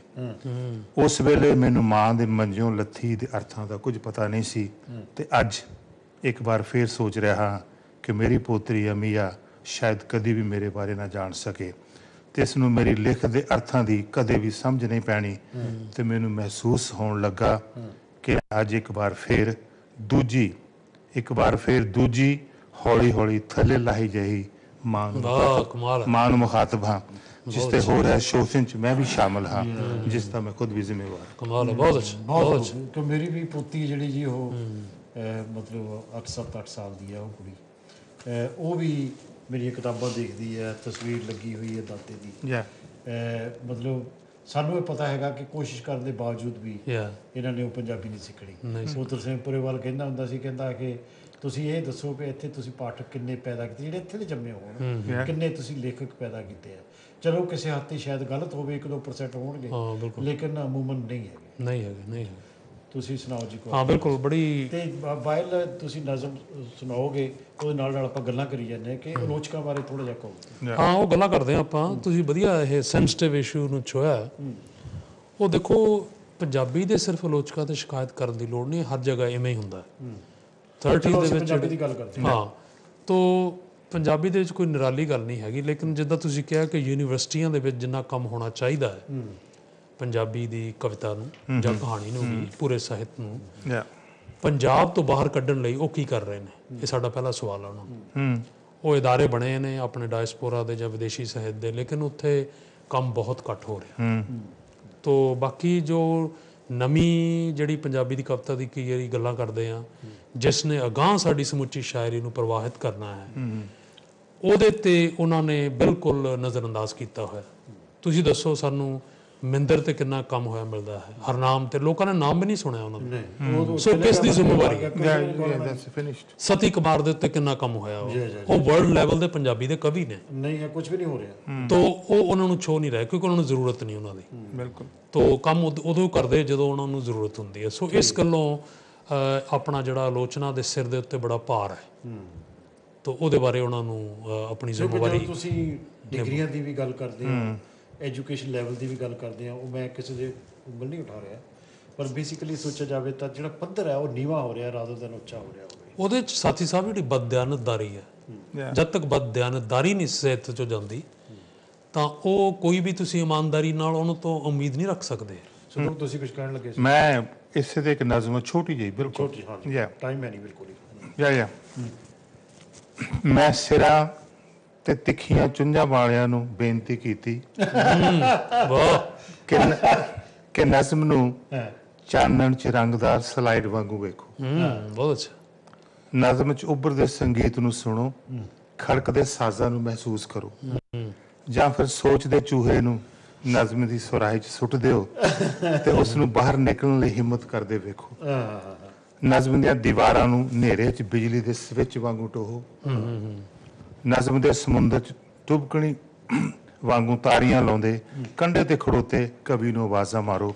ਪਰ ਉਹ ਤਾਂ ਸਿਰਫ ਇੰਨਾ ਹੀ ਚਾਹੁੰਦੇ ਸਨ, ਨਜ਼ਮ ਨੂੰ ਆਪਣੀਆਂ ਕੁਰਸੀ ਦੀਆਂ ਲੱਤਾਂ ਨਾਲ ਨੂੜ ਕੇ ਉਸ ਤੋਂ ਕਨਫੈਸ਼ਨ ਕਰਾਉਣਾ। ਬਹੁਤ ਵਧੀਆ, ਬਹੁਤ ਵਧੀਆ। ਵਾਹ। ਆਪਣੀ ਆਲੋਚਨਾ ਦੇ ਮੌਜਿਆਂ 'ਚ ਫਿੱਟ ਕਰਨਾ ਤੇ ਫਿਰ ਨਜ਼ਮ ਨੂੰ ਆਕੀ ਹੋਈ ਵੇਖ ਉਹ ਉਸ ਨੂੰ ਆਪਣੀ ਦਕਿਆਨੂਸੀ ਸੋਚ ਦੀਆਂ ਸ਼ਮਕਾਂ ਨਾਲ ਕੋਣ ਲੱਗੇ, ਤਾਂ ਕਿ ਉਸ ਤੋਂ ਕਨਫੈਸ਼ਨ ਕਰਵਾ ਕੇ ਆਪਣੀ ਹੋਂਦ ਲਈ ਨਜ਼ਮ ਦੇ ਗਲੇ 'ਚ ਅਰਥਾਂ ਦੀ ਸਲੀਬ ਟੰਗ ਸਕਣ ਤੇ ਨਜ਼ਮ ਨੂੰ ਮੁਜਰਮ ਕਰਾਰ ਦੇ ਸਕਣ। ਬਹੁਤ ਅੱਛਾ, ਬਹੁਤ ਵਧੀਆ, ਬਹੁਤ ਵਧੀਆ, ਬਹੁਤ।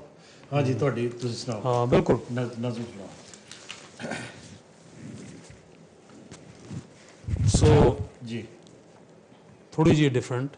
ਯਾ ਬੰਦ ਪਲਕਾਂ ਖੁੱਲੀਆਂ ਪਲਕਾਂ ਚਿੰਮਣਾ, ਬੰਦ ਪਲਕਾਂ ਖੁੱਲੀਆਂ ਪਲਕਾਂ, ਮੈਂ ਅੱਖਾਂ ਮੀਚਦਾ ਕਣਾ ਹਰਿਆਉਲਾ ਦਿਸਦਾ, ਧਰਤੀ ਧੜਕਦੀ ਸੁਣਦੀ, ਹਵਾ ਜੀਵਨ ਬੁਣਦੀ ਲੰਘਦੀ, ਮੈਂ ਅੱਖਾਂ ਖੋਲਦਾ ਰੰਗ ਨਿਮਕ ਖਿਜ਼ਾਂ ਖਾਂਦੀ ਦਿਸਦੀ, ਨਬਜ਼ ਟੁੱਟਦੀ ਸੁਣਦੀ, ਹਵਾ ਥੱਕੀ ਥੱਕੀ ਦਮ ਲੈਂਦੀ ਜਾਂਦੀ, ਪਲਕਾਂ ਪਿੱਛੇ ਕਿੰਨਾ ਕੁਛ, ਪਲਕਾਂ ਪਿੱਛੇ ਕਿੰਨਾ ਕੁਛ, ਪਲਕਾਂ ਸਾਹਮਣੇ ਕਿੰਨਾ ਕੁਛ, ਮੈਨੂੰ ਕੀ ਚਾਹੀਦਾ ਇਸ ਦਾ ਨਿਰਣਾ ਤਾਂ ਮੈਂ ਹੀ ਕਰਨਾ। ਬਹੁਤ ਇਸ ਦਾ ਅੱਛੀ, ਨਿਰਣਾ ਮੈਂ ਹੀ ਕਰਨਾ। ਬਹੁਤ ਖੂਬ। ਅੱਛਾ, ਕਿਉਂਕਿ ਟਾਈਮ ਸਾਡੇ ਕੋਲ ਬੜਾ ਘੱਟ ਰਹਿ ਗਿਆ, ਇਸ ਲਈ ਮੈਂ ਤੁਹਾਨੂੰ ਇੱਕ ਤਾਂ ਇਹ ਪੁੱਛਣਾ ਚਾਹੁੰਦਾ ਕਿ ਭਵਿੱਖ ਦੇ ਵਿੱਚ ਤੁਹਾਡੀ ਕੀ ਪਲਾਨ ਹੈ, ਕੀ ਲਿਖਣਾ ਚਾਹ ਰਹੇ ਹੋ? ਭਵਿੱਖ ਦੇ ਵਿੱਚ ਜਿਵੇਂ ਆਪਾਂ ਗੱਲਾਂ ਕਰਦੇ ਸੀ ਕਿ ਮੈਂ ਤੁਸੀਂ ਆਹ ਪ੍ਰੋਜੈਕਟ ਜਿਹੜਾ ਇਹਨੂੰ ਇਹ ਨਟਸ਼ਲ ਮੈਂ ਕਹਿੰਦਾ ਕਿ ਸਾਰੇ ਕਵੀਆਂ ਨੂੰ ਕਿ ਆਪਾਂ ਹੀ ਕੁਝ ਕਰਨਾ ਹੈ, ਨਜ਼ਮ ਨੂੰ ਜੇ ਪ੍ਰਵਾਹਿਤ ਕਰਨਾ ਹੈ, ਆਪਣੀ ਉਸ ਪੁਰਾਣੀ ਪੁਸ਼ਤ ਜਿਸ ਤੋਂ ਸਾਨੂੰ ਆਪਣਾ ਲੱਗੀ ਹੈ ਪੇਨ, ਆਪਾਂ ਇਹਨੂੰ ਅਗਾਂਹ ਤੋਰਨ ਲਈ ਪੰਜਾਬ 'ਚੋਂ ਮੁਕਤ ਕਰਕੇ ਇਸ ਨੂੰ ਸੰਸਾਰ ਦੇ ਦ੍ਰਿਸ਼ 'ਤੇ ਫੈਲਾਈਏ। ਉਹਦੇ ਲਈ ਸਾਨੂੰ ਰਲ ਕੇ ਕੰਮ ਕਰਨਾ ਪੈਣਾ। ਜੇ ਮੈਂ ਕਹਾਂ ਕਿ ਵਰਿੰਦਰ ਪ੍ਰਹਾਰ ਇਕੱਲਾ ਇਹ ਐਡਾ ਵੱਡਾ ਪ੍ਰੋਜੈਕਟ ਮੈਂ ਨਹੀਂ ਕਰ ਸਕਦਾ, ਠੀਕ ਹੈ, ਮੇਰੀਆਂ ਆਪਣੀਆਂ ਸੀਮਾਵਾਂ ਨੇ, ਮੇਰੇ ਕੋਲ ਨਾ ਕੋਈ ਸਮਾਂ ਹੈ, ਤਾਂ ਆਪਾਂ ਰਲੀਏ ਇੱਕ ਮੰਚ ਤੇ ਔਰ ਇਸ ਨਜ਼ਮ ਨੂੰ ਆਪਾਂ ਇੱਕ ਛੋਟਾ ਜਿਹਾ ਮੁਲਕ ਕੱਲ੍ਹ ਬਣਿਆ ਹੈ ਕੁਰਦਿਸਤਾਨ, नो डिसरिस्पैक्ट, लेकिन उसकी नज़म इस वेले पूरे संसार के दृश ते छाई, क्योंकि उन्होंने विश्वविद्यालय ने काम किया, उन्होंने स्कॉलर्स ने काम किया, और उन्होंने ਜਿਹੜੇ ਸ਼ਾਇਰ ਸਨ ਉਹਨਾਂ ਬਜ਼ਾਤੇ ਖੁਦ ਕੰਮ ਕੀਤਾ ਹੈ। ਸੋ ਸਾਨੂੰ ਕੰਮ ਕਰਨ ਦੀ ਲੋੜ ਹੈ। ਪੰਜਾਬ 'ਚ ਅਸੀਂ ਬਥੇਰੀ ਮਕਬੂਲੀਅਤ ਹਾਸਲ ਕਰ ਲਈ। ਤੁਹਾਡਾ ਜਿਹੜਾ ਮੈਸੇਜ ਹੈ ਬਿਲਕੁਲ ਸਾਡੇ ਮਾਧਿਅਮ ਰਾਹੀਂ ਹਜ਼ਾਰਾਂ ਲੋਕਾਂ ਤੱਕ, ਹਜ਼ਾਰਾਂ ਪੰਜਾਬੀਆਂ ਤੱਕ ਪਹੁੰਚੇਗਾ। ਬੋਥ ਇੰਡੀਅਨ ਪੰਜਾਬੀ ਤੇ ਪਾਕਿਸਤਾਨੀ ਪੰਜਾਬੀ ਜਿਹੜੇ ਪੰਜਾਬੀ ਬੋਲਦੇ, ਜਿੰਨਾ ਚਿਰ ਕਿਸੇ ਸਾਹਿਤ ਦੇ ਵਿੱਚ ਕਿਸੇ ਜ਼ਬਾਨ ਦੇ ਵਿੱਚ ਸਾਹਿਤ ਨਾਲ ਲਿਖਿਆ ਜਾਵੇ ਉਹਨਾਂ ਚਿਰ ਉਹ ਜ਼ਬਾਨ ਆ ਜਿਹੜੀ ਉਹ ਬਹੁਤ ਦੇਰ ਜ਼ਿੰਦਾ ਨਹੀਂ ਰਹਿੰਦੀ ਹੁੰਦੀ। ਇਸ ਕਰਕੇ ਇਹ ਇਟਸ ਵੈਰੀ ਇੰਪੋਰਟੈਂਟ ਕਿ ਸਾਡੇ ਵੱਲ ਕਾਫੀ ਸਾਹਿਤ ਰਚਿਆ ਜਾ ਰਿਹਾ, ਔਰ ਪਾਕਿਸਤਾਨੀ ਜਿਹੜੇ ਪੰਜਾਬੀ ਹੈਗੇ ਉਹ ਵੀ ਇਸ ਪਾਸੇ ਤਵੱਜੋ ਦੇ ਰਹੇ ਆ। ਕਿਉਂਕਿ ਮੇਰੇ ਕੋਲ ਇੱਥੇ ਦੋਸਤ ਆਉਂਦੇ ਆ ਮੇਰੇ ਸਟੂਡੀਓ 'ਚ, ਉਹ ਕਹਿੰਦੇ ਜੀ ਅਸੀਂ ਮਹਿਸੂਸ ਕਰਨ ਲੱਗ ਪਏ ਆ ਕਿ ਅਸੀਂ ਪੰਜਾਬੀ ਨੂੰ ਬਹੁਤ ਦੇਰ ਇਗਨੋਰ ਕੀਤੀ ਛੱਡਿਆ ਸਾਡੀਆਂ ਸਰਕਾਰਾਂ ਨੇ, ਤੇ ਅਸੀਂ ਹੁਣ ਉਸ ਪਾਸੇ ਆਪਾਂ ਧਿਆਨ ਦੇ ਰਹੇ। ਸੋ ਆਸ਼ਾ ਦੀ ਕਿਰਨ ਹੈ। ਪਰ ਜਿਹੜੀ ਅਸੀਂ ਬਾਹਰਲੇ ਲੋਕਾਂ ਦੀ ਗੱਲ ਕਰ ਰਹੇ ਹਾਂ, ਕਿਉਂਕਿ ਜਿਹੜੀ ਪੰਜਾਬੀ ਜ਼ਬਾਨ ਜਾਂ ਕੋਈ ਵੀ ਜ਼ਬਾਨ ਆ ਜਿਹੜੀ ਬਾਹਰਲੇ ਦੇਸ਼ਾਂ ਦੇ ਵਿੱਚ ਉਹ ਆਵਾਸ ਨਾਲ ਪ੍ਰਵਾਸ ਨਾਲ ਬੱਝੀ ਹੋਈ ਹੈ। ਬਿਲਕੁਲ, ਅਗਰ ਇਮੀਗ੍ਰੇਸ਼ਨ ਹੋਏਗੀ, ਨਵੇਂ ਲੋਕ ਆਈ ਜਾਣਗੇ, ਉਹ ਜ਼ਬਾਨ ਜ਼ਿੰਦਾ ਰਹੇਗੀ। ਜਦੋਂ ਲੋਕ ਆਉਣੋਂ ਬੰਦ ਹੋ ਗਏ ਉਹ ਜ਼ਬਾਨ ਮਰਨ ਲੱਗ ਪੈਂਦੀ। ਇਸੇ ਕਰਕੇ ਜਦੋਂ ਤੁਸੀਂ ਕੈਨੇਡਾ ਅਮਰੀਕਾ ਜਾਂਦੇ ਹੋ ਉੱਥੇ ਤੁਸੀਂ ਇਹ ਦੇਖਦੇ ਆ ਨਾ, ਕਿਉਂਕਿ ਨਵੇਂ ਲੋਕ ਆ ਰਹੇ ਆ, ਬਿਲਕੁਲ ਨਵੇਂ ਲੋਕ ਆਪਣੇ ਨਾਲ ਉਹ ਭਾਸ਼ਾ ਲਿਆਈ ਜਾਂਦੇ ਆ, ਉਹ ਬੱਚਿਆਂ ਨੂੰ ਵੀ ਕੁਛ ਆਈ ਜਾਂਦੀ ਹੈ। ਕੈਨੇਡਾ ਤੁਹਾਡੇ ਤੁਸੀਂ ਜਿੱਦਾਂ ਨਜ਼ਮ ਜਿਹੜੀ ਸੁਣਾਈ ਹੈ, ਸਾਡੇ ਸਾਰਿਆਂ ਦੇ ਬੱਚੇ ਇੱਦਾਂ ਹੀ ਆ। ਬਿਲਕੁਲ, ਮਤਲਬ ਸਾਡੇ ਬੱਚੇ ਉਹਨਾਂ 'ਚ ਉਤਸੁਕਤਾ ਹੁੰਦੀ ਹੈ ਵੀ ਇਹ ਕੀ ਜ਼ਬਾਨ, ਕੀ ਲਿਪੀ ਹੈ, ਇਹ ਕੀ ਲਿਖਿਆ ਇਹਦੇ ਵਿੱਚ, ਪਰ ਉਹਨਾਂ ਨੂੰ ਇਹ ਸਮਝ ਨਹੀਂ ਆਉਣੀਆਂ ਇਹ ਗੱਲਾਂ। ਅੱਛਾ ਜੀ, ਹੋਰ ਕੁਛ ਹੋ ਜਾ ਤੁਹਾਡਾ ਦੱਸੋ ਕੀ ਚਾਹੀਦਾ? ਨਹੀਂ ਸੁਣਾਓ, ਤੁਸੀਂ ਕੋਈ ਨਜ਼ਮ ਸੁਣਾਓ ਜੀ। ਅੱਛਾ, ਉਹ ਕੁਦਰਤ ਤੁਹਾਡੀ ਜਿਹੜੀ ਕਿਤਾਬ ਹੈ, ਅੱਛਾ let's talk about your father for example. ਹਾਂਜੀ, ਤੁਹਾਡੇ ਪਿਤਾ ਜੀ ਨੇ ਕੋਈ ਕਿਤਾਬ ਵੀ ਛਪੀ ਸੀ ਉਹਨਾਂ ਦੀ? ਹਾਂਜੀ, ਉਹਨਾਂ ਦੀ ਗਜ਼ਲ ਬਾਰੇ ਜਿਹੜੀ ਟੈਕਨੀਕਲ ਸਾਈਡ ਸੀ, ਛੰਦਾਬੰਦੀ ਦੀ ਕਿਤਾਬ ਆਈ ਹੈ। ਤਾਂ ਉਸ ਤੋਂ ਬਾਅਦ ਉਹਨਾਂ ਨੇ ਦਿਹਾਤੀ ਝਾਂਕੀਆਂ ਜਿਹਦੇ ਤੋਂ ਬੜੀ ਮਕਬੂਲ ਹੋਈ। ਇਹ ਬਹੁਤ ਪੁਰਾਣੀਆਂ ਗੱਲਾਂ ਨੇ, 50s ਤੋਂ ਪਹਿਲਾਂ ਦੀਆਂ, ਤੋਂ ਮੇਰੇ ਜਨਮ ਤੋਂ ਪਹਿਲਾਂ ਦੀਆਂ। ਚੰਨਨ ਸਿੰਘ ਤਾਲਬ ਪ੍ਰੈਸ ਹੁੰਦੀ ਸੀ, ਪ੍ਰਿੰਟਿੰਗ ਪ੍ਰੈਸ, ਤੋਂ ਜਲੰਧਰ ਦੇ ਵਿੱਚ, ਉੱਥੋਂ ਛਪੀ। ਤੋਂ ਇਹ ਉਸ ਵੇਲੇ ਸਨ ਜਦੋਂ ਸਾਧੂ ਸਿੰਘ ਹਮਦਰਦ ਹੁਣੀ ਵੀ ਬਹੁਤ ਐਕਟਿਵ ਹੁੰਦੇ ਸਨ, ਤੋਂ ਕਰਤਾਰ ਸਿੰਘ ਖਾਕ ਹੁੰਦੇ ਸੀ, ਹਜ਼ਾਰਾ ਸਿੰਘ ਤੀਰ ਵਗੈਰਾ, ਮੁਸ਼ਾਰਿਆਂ ਦਾ। ਕਿਤਾਬ ਦਾ ਕੀ ਨਾਮ ਸੀ? ਪੰਜਾਬੀ ਛੰਦਾਬੰਦੀ। ਹਾਂਜੀ। ਤੇ ਜਦੋਂ ਆਪਾਂ ਮੈਗਜ਼ੀਨਾਂ ਦੀ ਗੱਲ ਕਰਦੇ ਆ, ਤੁਸੀਂ ਅਸੀਂ ਮੈਗਜ਼ੀਨ ਦੀ ਗੱਲ ਕਰਨੀ ਜ਼ਰੂਰ ਆ। ਅਸੀਂ ਮੈਗਜ਼ੀਨ ਕੱਢਿਆ ਸੀ, ਇਹਨੇ ਪਹਿਲਾਂ ਸ਼ੁਰੂ ਕੀਤਾ ਸੀ ਪਰਦੇਸੀ, ਫਿਰ ਉਹਦਾ ਨਾਂ ਪਰਦੇਸੀ ਢੋਲਾ ਰੱਖ ਦਿੱਤਾ। ਲੋਕੀ ਹੱਸਣ ਕਹਿੰਦੇ ਪਰਦੇਸੀ ਢੋਲਾ ਕੀ ਹੋਇਆ। ਔਰ ਇਸੇ ਤਰ੍ਹਾਂ ਤੁਸੀਂ ਵੀ ਮਤਲਬ, ਕਿਉਂਕਿ ਜਿਹੜੇ ਮੈਗਜ਼ੀਨ ਆ ਨਾ, ਜਦੋਂ ਆਪਾਂ ਪਹਿਲਾਂ ਗੱਲ ਕੀਤੀ ਮੈਗਜ਼ੀਨਾਂ ਛਾਪਦੇ ਹੁੰਦੇ ਸੀ, ਸਾਨੂੰ ਚਾਹ ਹੁੰਦਾ ਸੀ, ਉਸ ਵੇਲੇ ਬੜੇ ਤਕੜੇ ਮੈਗਜ਼ੀਨ ਸੀ, ਕਵਿਤਾ ਸੀ, ਦਰਿਆ ਸੀ, ਆਰਸੀ ਸੀ, ਇਹ ਸਾਰੇ ਜਿਹੜੇ ਮੈਗਜ਼ੀਨ ਸੀਗੇ, ਬੜਾ ਇਹਨਾਂ ਦਾ ਨਾਂ ਸੀਗਾ। ਅੱਜ ਕੱਲ੍ਹ ਬਹੁਤ ਸਾਰਾ ਸਾਹਿਤ ਅਖਬਾਰਾਂ ਵਿੱਚ ਆਉਂਦਾ, ਹੈ ਨਾ। ਤੇ ਜਿਹੜਾ ਅਖਬਾਰਾਂ ਵਿੱਚ ਛਪਦਾ ਸਾਹਿਤ ਹੈ ਔਰ ਮੈਗਜ਼ੀਨਾਂ 'ਚ ਵਿੱਚ ਛਪਦਾ ਸਾਹਿਤ ਸੀ, ਇਹਦੇ 'ਚ ਕੀ ਫਰਕ ਦੇਖਦੇ ਹੋ ਤੁਸੀਂ? ਇਹ ਬਹੁਤਾ ਫਰਕ ਨਹੀਂ ਹੈਗਾ। ਲੋਕ ਕੁਛ ਹੋਰ ਤਰ੍ਹਾਂ ਦੇਖ ਰਹੇ ਕਿ ਨਵਾਂ ਜ਼ਮਾਨਾ ਜਾਂ ਅਜੀਤ ਹੈ ਜਾਂ ਆਪਣੇ ਟ੍ਰਿਬਿਊਨ ਹੈ, ਇਹਨਾਂ ਦੇ ਵਿੱਚ ਜਿਹੜਾ ਇੱਕ ਅਖਬਾਰ ਦੇ ਸਾਹਿਤ ਨੂੰ ਕੁਝ ਲੇਖਕ ਅੱਛਾ ਨਹੀਂ ਸਮਝਦੇ, ਲੇਕਿਨ ਇਹ ਗਲਤ। ਔਰ ਟਾਈਮ ਦੇ ਪੂਰੇ ਬੱਸ ਨਹੀਂ ਚੱਲਦੀ। ਬਹੁਤ ਬਹੁਤ ਧੰਨਵਾਦ, ਤੁਸੀਂ all the way you have come from Southampton. ਯਾਰੀ ਦੋਸਤੀ 'ਚ 50 ਵਾਰੀ ਆਪਾਂ ਮਿਲੀਏ, ਪਰ ਇਸ ਮਤਲਬ ਸੀਮਤ ਜਿਹੇ ਦਾਇਰੇ ਵਿੱਚ ਮਿਲਣ ਦਾ, 1 to 1 ਗੱਲ ਕਰਨ ਦਾ ਹੋਰ ਹੁੰਦੀ ਗੱਲ। ਤੇ ਸੰਤੋਖ, ਤੁਹਾਡਾ ਵੀ ਬਹੁਤ ਬਹੁਤ ਸ਼ੁਕਰੀਆ। ਤੇ ਦੋਸਤੋ, ਇਹ ਸੀ ਸਾਡਾ ਅੱਜ ਦਾ ਪ੍ਰੋਗਰਾਮ। ਮੈਨੂੰ ਉਮੀਦ ਹੈ ਤੁਹਾਨੂੰ ਚੰਗਾ ਲੱਗਾ ਹੋਵੇਗਾ। ਪੰਜਾਬੀ 'ਚ ਗੱਲ ਹੋਈ ਹੈ, ਬੜੀ ਸੋਲਿਡ, ਬੜੇ ਵਧੀਆ ਗੱਲ ਹੋਈ ਹੈ। ਪੰਜਾਬੀ ਦੇ ਭਵਿੱਖ ਬਾਰੇ ਚਿੰਤਾ ਜ਼ਾਹਰ ਕੀਤੀ ਗਈ ਹੈ, ਔਰ ਮੈਨੂੰ ਉਮੀਦ ਹੈ ਕਿ ਤੁਹਾਨੂੰ ਇਹ ਪ੍ਰੋਗਰਾਮ ਪਸੰਦ ਆਇਆ ਹੋਣਾ। ਤੇ ਮੇਰਾ ਔਰ ਤੁਹਾਡਾ ਮੇਲ ਅਗਲੇ ਵੈਨਸਡੇ ਹੋਏਗਾ।